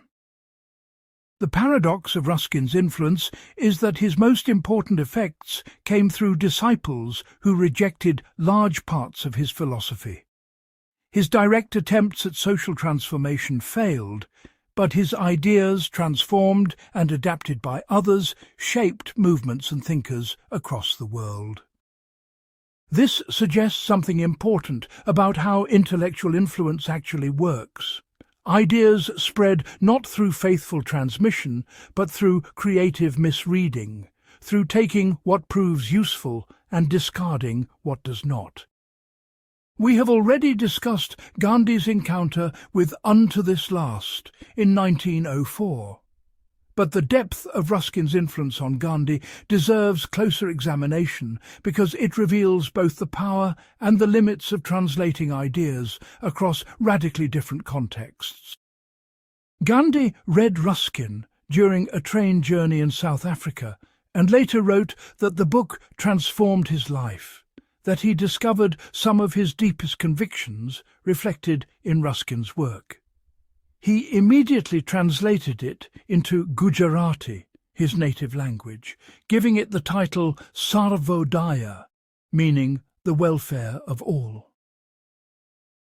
What Gandhi took from Ruskin was the moral critique of industrial capitalism, the insistence that economic arrangements should serve human flourishing rather than efficiency or profit. He embraced Ruskin's celebration of manual labour and craft production, his argument that the good life required productive work with one's hands. This fed directly into Gandhi's championing of khadi, hand-spun and hand-woven cloth, as both economic programme and political symbol.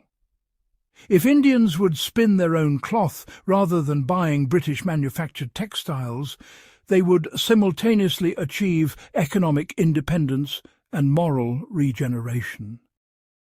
But Gandhi transformed Ruskin's feudal paternalism into something very different, a democratic movement for self-determination.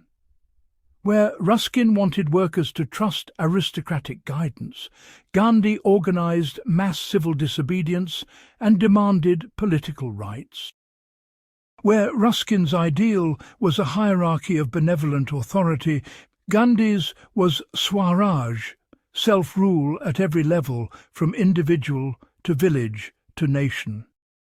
He kept Ruskin's critique of industrial degradation, but rejected his authoritarian solution.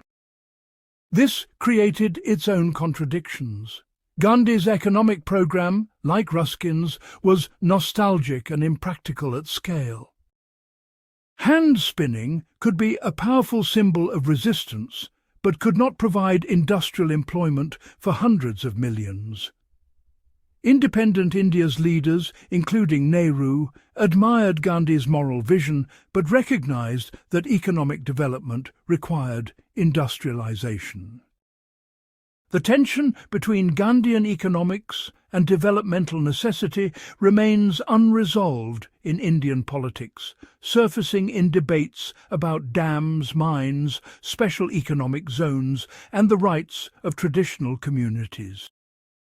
Ruskin's influence in France took very different form through the novelist Marcel Proust.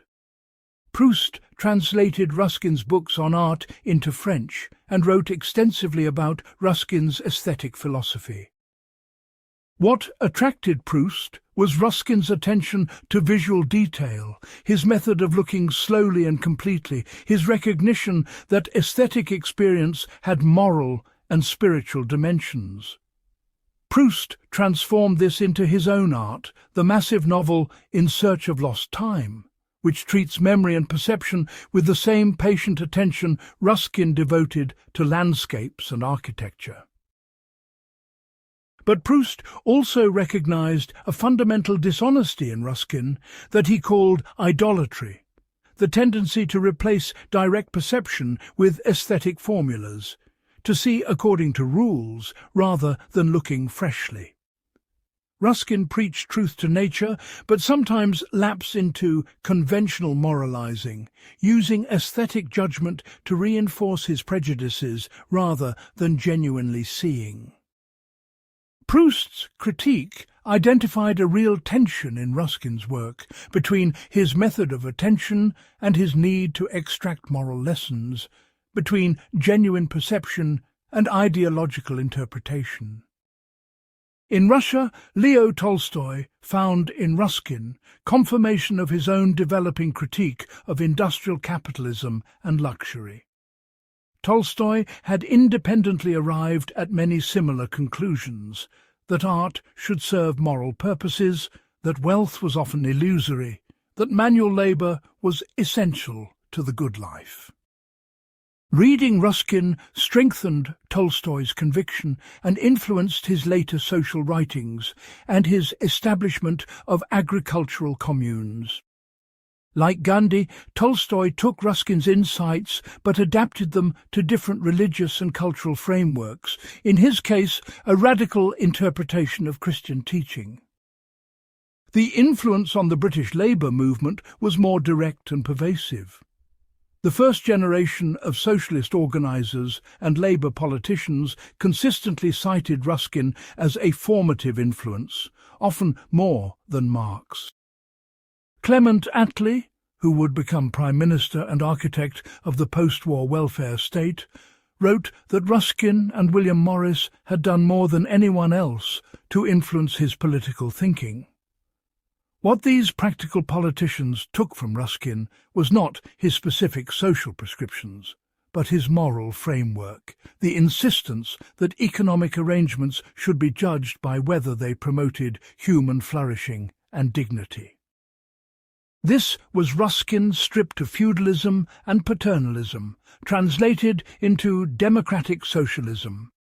The welfare state, National Health Service, public housing, free education, these were attempts to realize in democratic and universal form Ruskin's principle that society should ensure all its members had access to the conditions for good lives.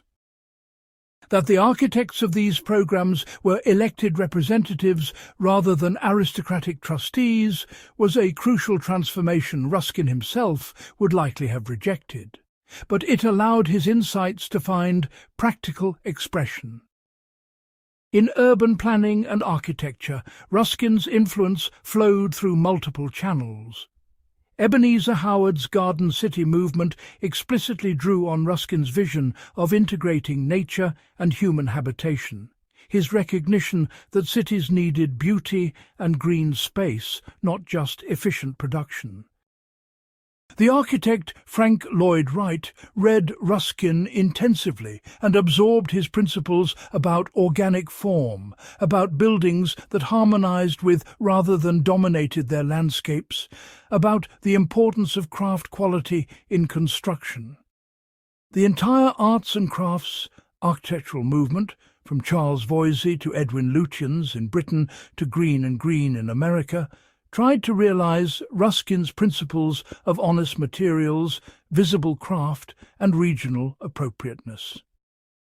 But modernist architecture represents an interesting case of influence through rejection. The great modernists like Le Corbusier and Walter Gropius explicitly opposed Ruskin's celebration of ornament and handcraft, arguing for machine aesthetic and industrial production. Yet they shared his conviction that how buildings are made and what they look like matters morally, that architecture shapes human consciousness and behaviour.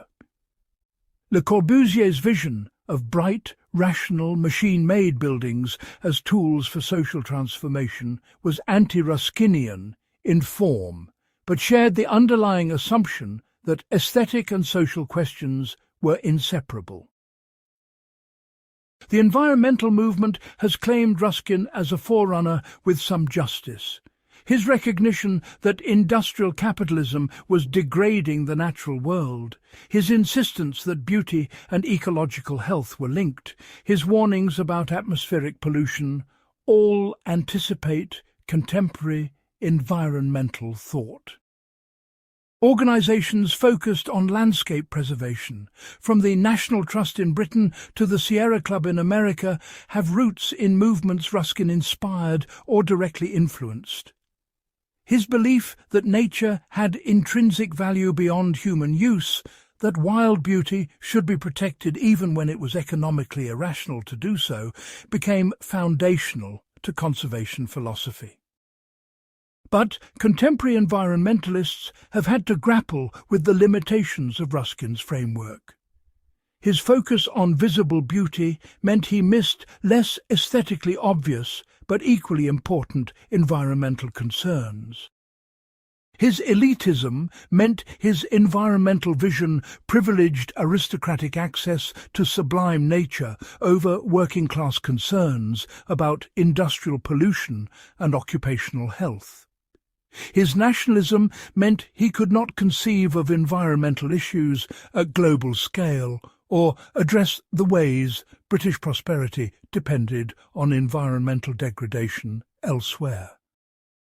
The contemporary food and craft movements show Ruskin's influence in interesting ways. The celebration of artisan production, local food, and making as meaningful activity all echo Ruskinian themes. Farmers' markets, craft breweries, maker spaces, these can be seen as attempts to recover the connection between maker and product that Ruskin believed essential to good work and good lives. The critique of industrial food production as degrading both workers and eaters, the insistence that how food is grown and made matters beyond just price and convenience, these are recognizably Ruskinian arguments. But the same problems that plagued the arts and crafts movement persist. Craft production remains expensive, meaning it serves mainly affluent consumers who can afford to pay premium prices for artisan goods. The farmer's market is wonderful if you have money and leisure time, less helpful if you're working 2 jobs and shopping at the dollar store. Ruskin's insights about meaningful work and quality production have been largely captured by lifestyle marketing, selling the aesthetic of craft to wealthy consumers rather than transforming the conditions of actual workers. This raises a fundamental question about Ruskin's legacy. Have his ideas been successfully adapted and realized in democratic and egalitarian forms, or have they been defanged and commodified, turned into luxury consumption for elites while leaving underlying structures of exploitation unchanged? The answer is probably both. Real reforms in labour conditions, environmental protection and public access to beauty have occurred, partly due to movements Ruskin influenced.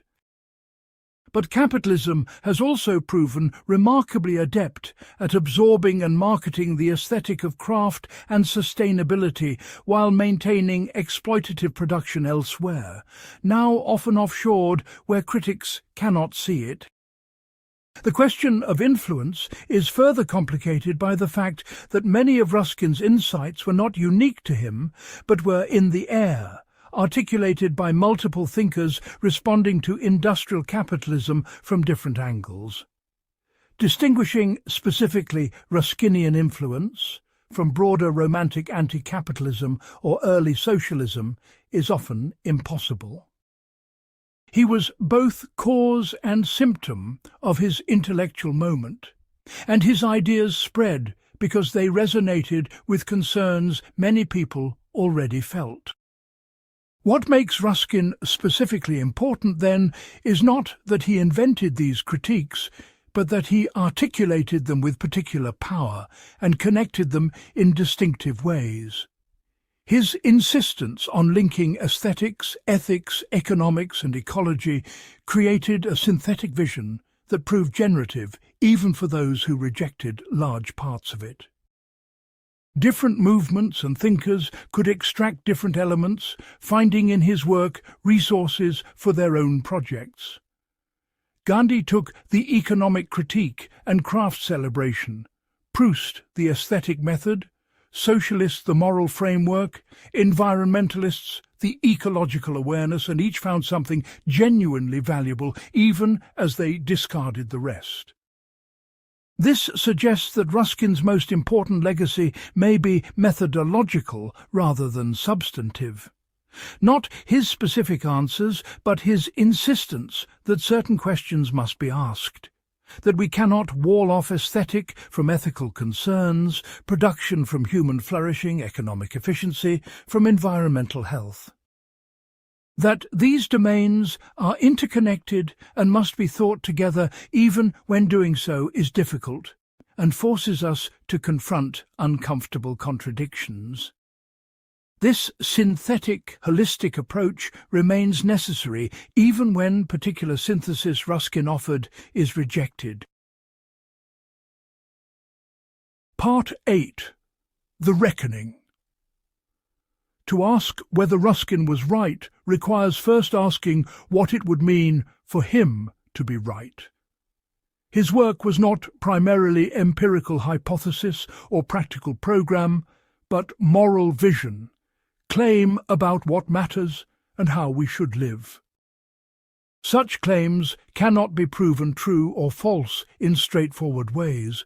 They can only be judged by whether they illuminate human experience, whether they help us see clearly and live well. By this standard, Ruskin was both profoundly right and catastrophically wrong, often about the same things. Start with what he got right, what remains valuable and necessary. His central insight that perception is a moral act, that how we see shapes what we can understand and do, has been powerfully confirmed by contemporary cognitive science and phenomenology. Attention is not neutral or automatic. It is shaped by our values, practices, and social contexts, and these in turn shape what possibilities we can perceive. A society that trains people to see only instrumentally, to view everything through the lens of profit or efficiency, will be unable to see forms of value and relationship that do not fit that framework. This is not just philosophical abstraction. It has measurable consequences for how we treat ecosystems, communities, and each other. His recognition that how we make things matters, that production methods have consequences for workers and society beyond just output, was prescient and remains urgent. The critique of industrial work as degrading human capacities anticipated by decades the formal academic study of alienation and job satisfaction. Contemporary research in occupational psychology largely confirms Ruskin's intuitions. Work that allows autonomy, variety, and meaningful connection to outcomes promotes well-being, while repetitive, controlled, meaningless work damages mental and physical health, even when it pays well. The epidemic of workplace dissatisfaction, burnout, and what anthropologist David Graeber called bullshit jobs suggests Ruskin identified something real about human needs that purely economic analysis misses. His connection of aesthetic and ecological health, the recognition that ugliness often signals deeper dysfunction, has proven remarkably predictive. The landscapes Ruskin found hideous, industrial monocultures, polluted rivers, sprawling development, turn out to also be ecologically fragile and unsustainable. His aesthetic judgment tracked functional damage more accurately than the economic calculations that treated environmental destruction as acceptable externality. This does not mean beauty and ecological health are identical, but it suggests they are correlated in ways that purely instrumental thinking cannot see.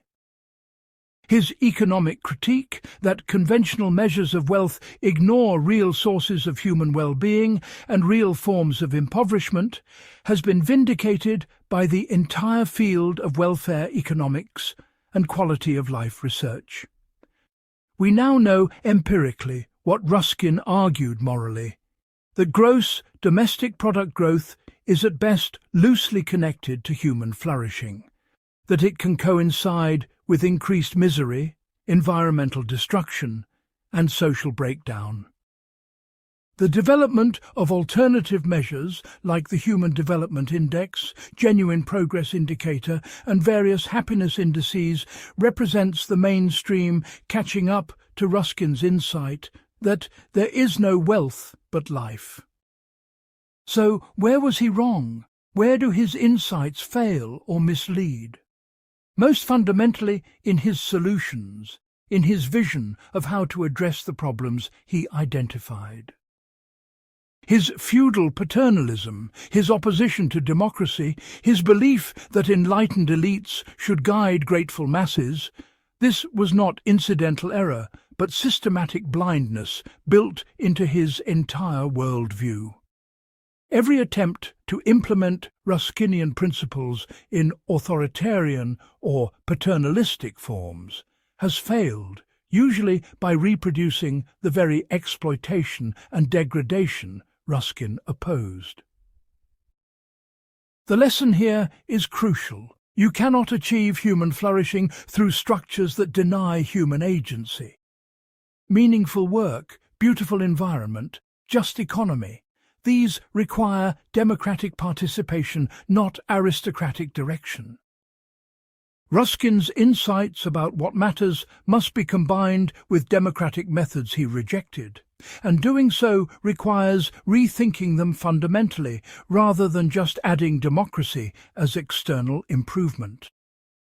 His romantic anti-modernism, his nostalgia for medieval organic community was not just historically inaccurate but conceptually confused.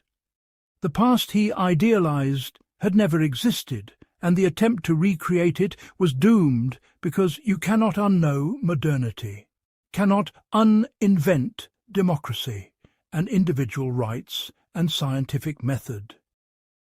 The question is not how to return to pre-modern conditions, but how to preserve what was valuable, meaningful work, community, connection to nature, within or alongside modern capabilities. Ruskin's backward-looking vision could not address this, and attempts to follow it led to reactionary dead ends.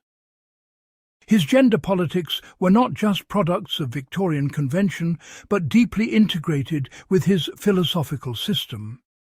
His idealization of women as spiritual beings, too pure for economic or political life, his confinement of them to domestic sphere as teachers of virtue, this was not peripheral but central to his social vision. Feminist scholars have shown how this both reflected and reinforced structures of patriarchal control. how it denied women full humanity while claiming to honour their special nature. Moreover, his definition of meaningful work excluded the care work, textile production, and domestic labour performed primarily by women, treating it as natural activity rather than skilled work deserving recognition and fair compensation. This is not just historical interest, but live issue. Contemporary debates about care work, emotional labour, and the value of reproductive labour are still wrestling with assumptions Ruskin helped entrench, that some forms of work are naturally feminine and therefore should not be compensated or recognised in the same way as masculine production. Recovering his insights about work requires fundamentally rethinking his gendered categories, recognising that care is work and must be valued as such. His Eurocentrism and implicit imperialism represent another set of deep problems. Ruskin's aesthetic theory, despite claims to universal truth, was provincial, treating European artistic conventions as timeless standards and dismissing or ignoring non-European traditions.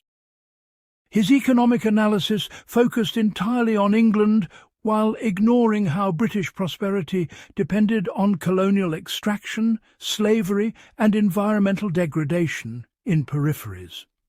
He could condemn industrial degradation of English landscapes while remaining blind to the degradation British Empire imposed elsewhere. Post-colonial scholars have shown how this was not accidental, but structural. Ruskin's vision of beautiful verdant England served by manual craft labour required importing raw materials and exporting ecological costs to colonies. His green and pleasant land depended on making other lands less green and pleasant, a dependence his theory could not acknowledge because it would undermine the entire moral framework. Any contemporary appropriation of Ruskin must confront this, recognising that environmental and social justice must be global, or they are not justice at all. His failure to understand capitalism as system rather than just collection of moral failures is another major limitation. Ruskin thought the problems of industrial society resulted from wrong values and choices, that if only people could be properly educated and exposed to beauty, they would naturally choose better arrangements. This missed how structural forces constrain choices, how competition drives exploitation even when individual actors might prefer otherwise, how system logic produces outcomes no one individually chooses. You cannot reform capitalism through moral witness and aesthetic education, though these may be necessary parts of broader transformation requiring political power and institutional change. His economic theory, while containing important insights, lacked any workable mechanism for actually organizing production and distribution at scale. Just price and just wage are meaningless without institutional methods for determining them and enforcing them. Market coordination, whatever its flaws, at least provides decentralized mechanism for matching supply and demand. Ruskin offered no alternative except vague appeals to virtue and wisdom of leaders, which is not economics but fantasy. Yet even these failures prove instructive. They show us what questions we must answer if we want to preserve Ruskin's insights in workable form. How do we achieve democratic participation while preserving space for expertise and long-term thinking? How do we value care and maintenance alongside production and innovation? How do we create meaningful work at scale with modern technology? How do we ensure environmental protection is global and not just displaced to poorer regions? These are precisely the questions contemporary movements for social and ecological transformation must address, and Ruskin's failures show us what does not work. The question of contemporary relevance becomes pressing when we recognize the scale of crises we face. Climate change, mass extinction, resource depletion, these are the storm clouds of the 21st century. And they are, as Ruskin would have understood them, symptoms of fundamental disorder in how we relate to world and each other. The accelerating environmental catastrophe makes his warning about filth and degradation seem prophetic. We are living through the disaster he foresaw, though in forms and at scales he could not have imagined. The question is whether Ruskinian insights about attention, work and value can help us address these crises, or whether they are hopelessly entangled with reactionary politics that make them useless or dangerous. The answer is probably that we need something like his synthetic vision, his refusal to separate aesthetic, ethical, economic and ecological concerns, but developed in radically different political and intellectual frameworks. We need his questions without his answers, his method of holistic attention without his nostalgic prescriptions. Contemporary movements attempting this synthesis exist but remain marginal. Degrowth economics tries to separate human flourishing from material accumulation, asking how we can live well with less environmental impact.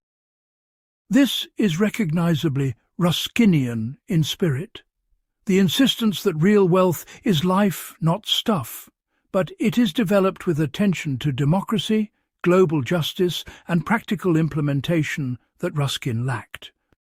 The environmental justice movement connects ecological protection with social justice and democratic participation, refusing to separate them as Ruskin often did. The maker and repair movements, open-source production, tool libraries, these represent attempts to recover meaningful work and resist disposable consumer culture.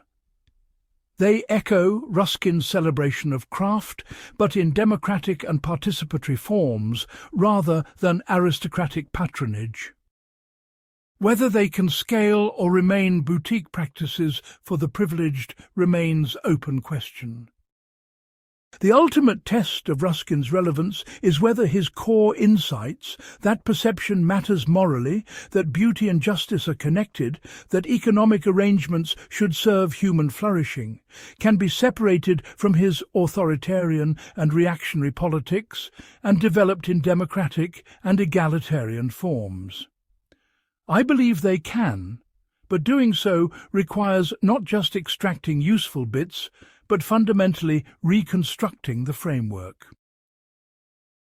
We need to ask Ruskinian questions. What kind of work makes human life meaningful? How do we create beautiful environments for everyone, not just elites?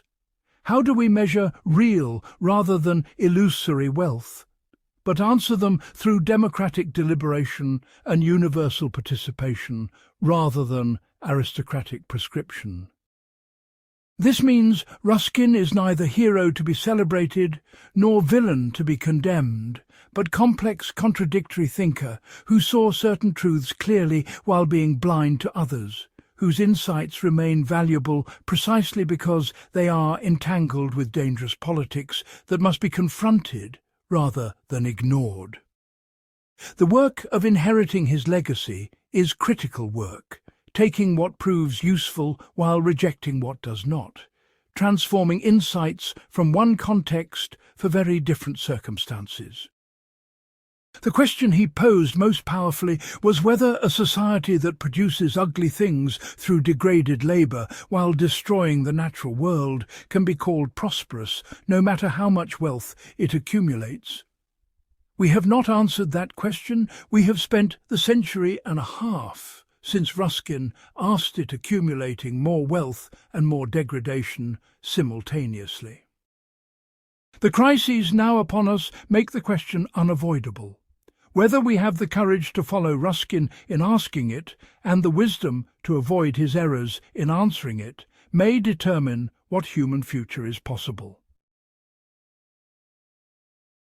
John Ruskin was a man who could look at a cloud and see civilization's sickness, who could examine a carved stone and read in its imperfection the freedom of the hand that made it, who understood that beauty and justice were not separate concerns, but aspects of the same question about how to live. He was also an authoritarian reactionary who wanted workers to know their place, who denied women full humanity, who could see degradation in English factories while remaining blind to imperial exploitation, whose solutions to the problems he identified were often worse than the problems themselves. Both these descriptions are true, and neither cancels the other. This is what makes Ruskin important and difficult, necessary and dangerous, someone we must grapple with rather than simply accept or reject. His central legacy is methodological, the insistence that we cannot understand human life by dividing it into separate domains that do not communicate.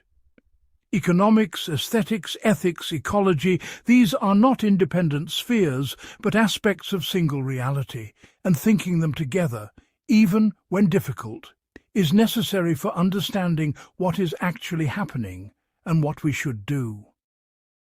Contemporary intellectual life, despite some progress, remains largely divided into specializations that cannot see beyond their boundaries. We have economists who treat environmental destruction as externality, ecologists who ignore social justice, political theorists who dismiss aesthetics as elitist concern, artists who pretend their work has no political content. Ruskin's holistic vision, his refusal of these divisions, remains necessary corrective.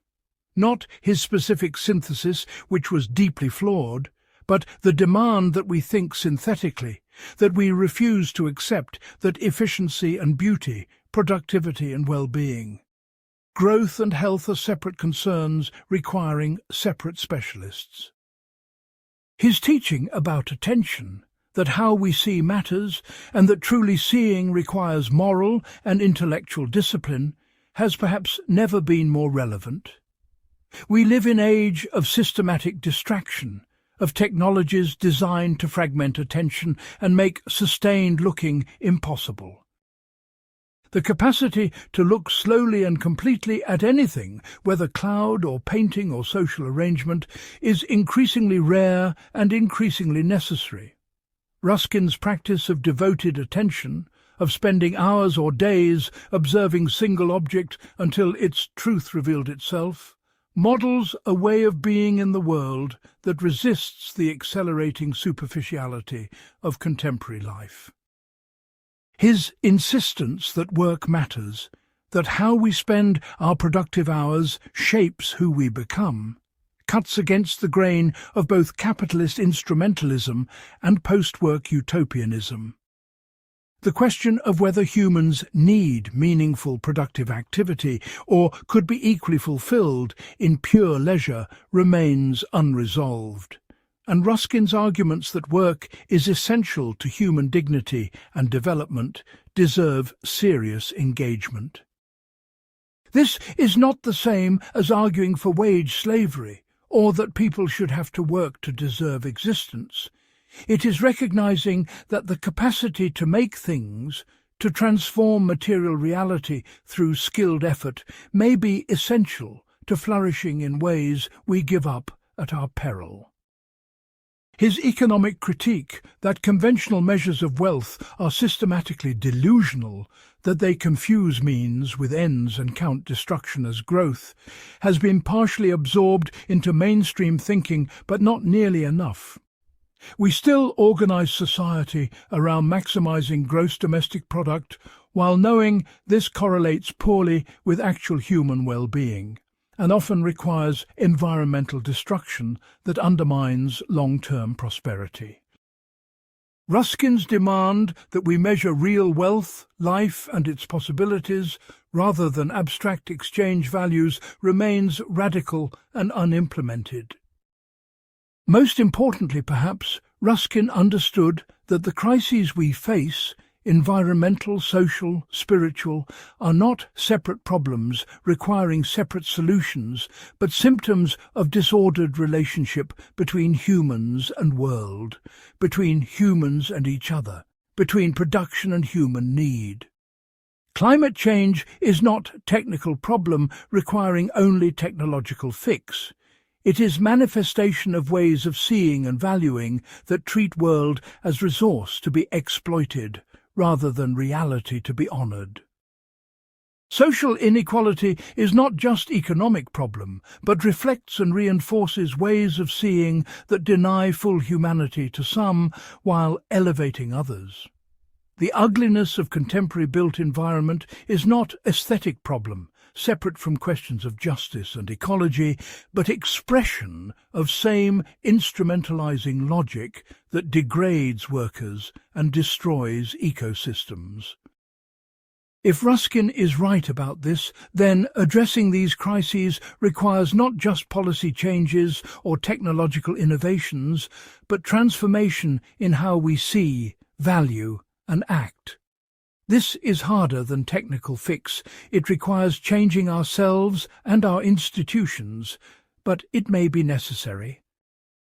And it means that artists, moralists and visionaries have roles to play alongside scientists and policymakers, that seeing clearly and beautifully is not luxury, but necessity.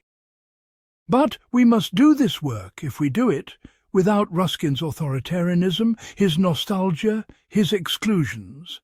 The transformation we need must be democratic, must empower rather than guide from above, must include rather than exclude, must look forward to new possibilities rather than backward to imagined golden ages. We need Ruskin's questions without his answers, his insights stripped of his prejudices, his method applied to problems he never imagined in contexts he could not conceive. This is the work of every generation, inheriting from the past what remains valuable while rejecting what does not, transforming insights from one context for use in another. Ruskin gave us powerful tools for seeing clearly, for refusing false separations, for recognizing connections between beauty and justice, work and human dignity, economy and ecology. He also left us a warning about the dangers of authoritarian solutions, nostalgic politics and moral vision untethered from democratic practice. Both the tools and the warning remain necessary. In the end, Ruskin's most important legacy may be the example of someone who insisted that how we make things and what we make of the world matters absolutely, who refused to accept that these questions were too philosophical or aesthetic to be practical, who spent his life trying to make people see what they preferred not to see. He largely failed in his own terms. His society did not listen and continued on the course he warned against. But his questions survived him and remain unanswered, more urgent now than when he first posed them. That is perhaps the best a prophet can hope for, not to be proven right in their lifetime, but to ask questions that outlive them, to name problems that cannot be ignored, however much we might wish to. There is no wealth but life. If we could truly see what that means, truly act on it, we would live in a different world. Ruskin could see it, even if he could not build it. The question is whether we can do better, whether we can preserve his insight while avoiding his errors, whether we can create forms of common life that honour beauty, dignity and the natural world, while also honouring democracy, equality and human freedom. That work remains unfinished, more urgent with each passing year. And Ruskin, for all his flaws, remains a necessary companion in attempting it.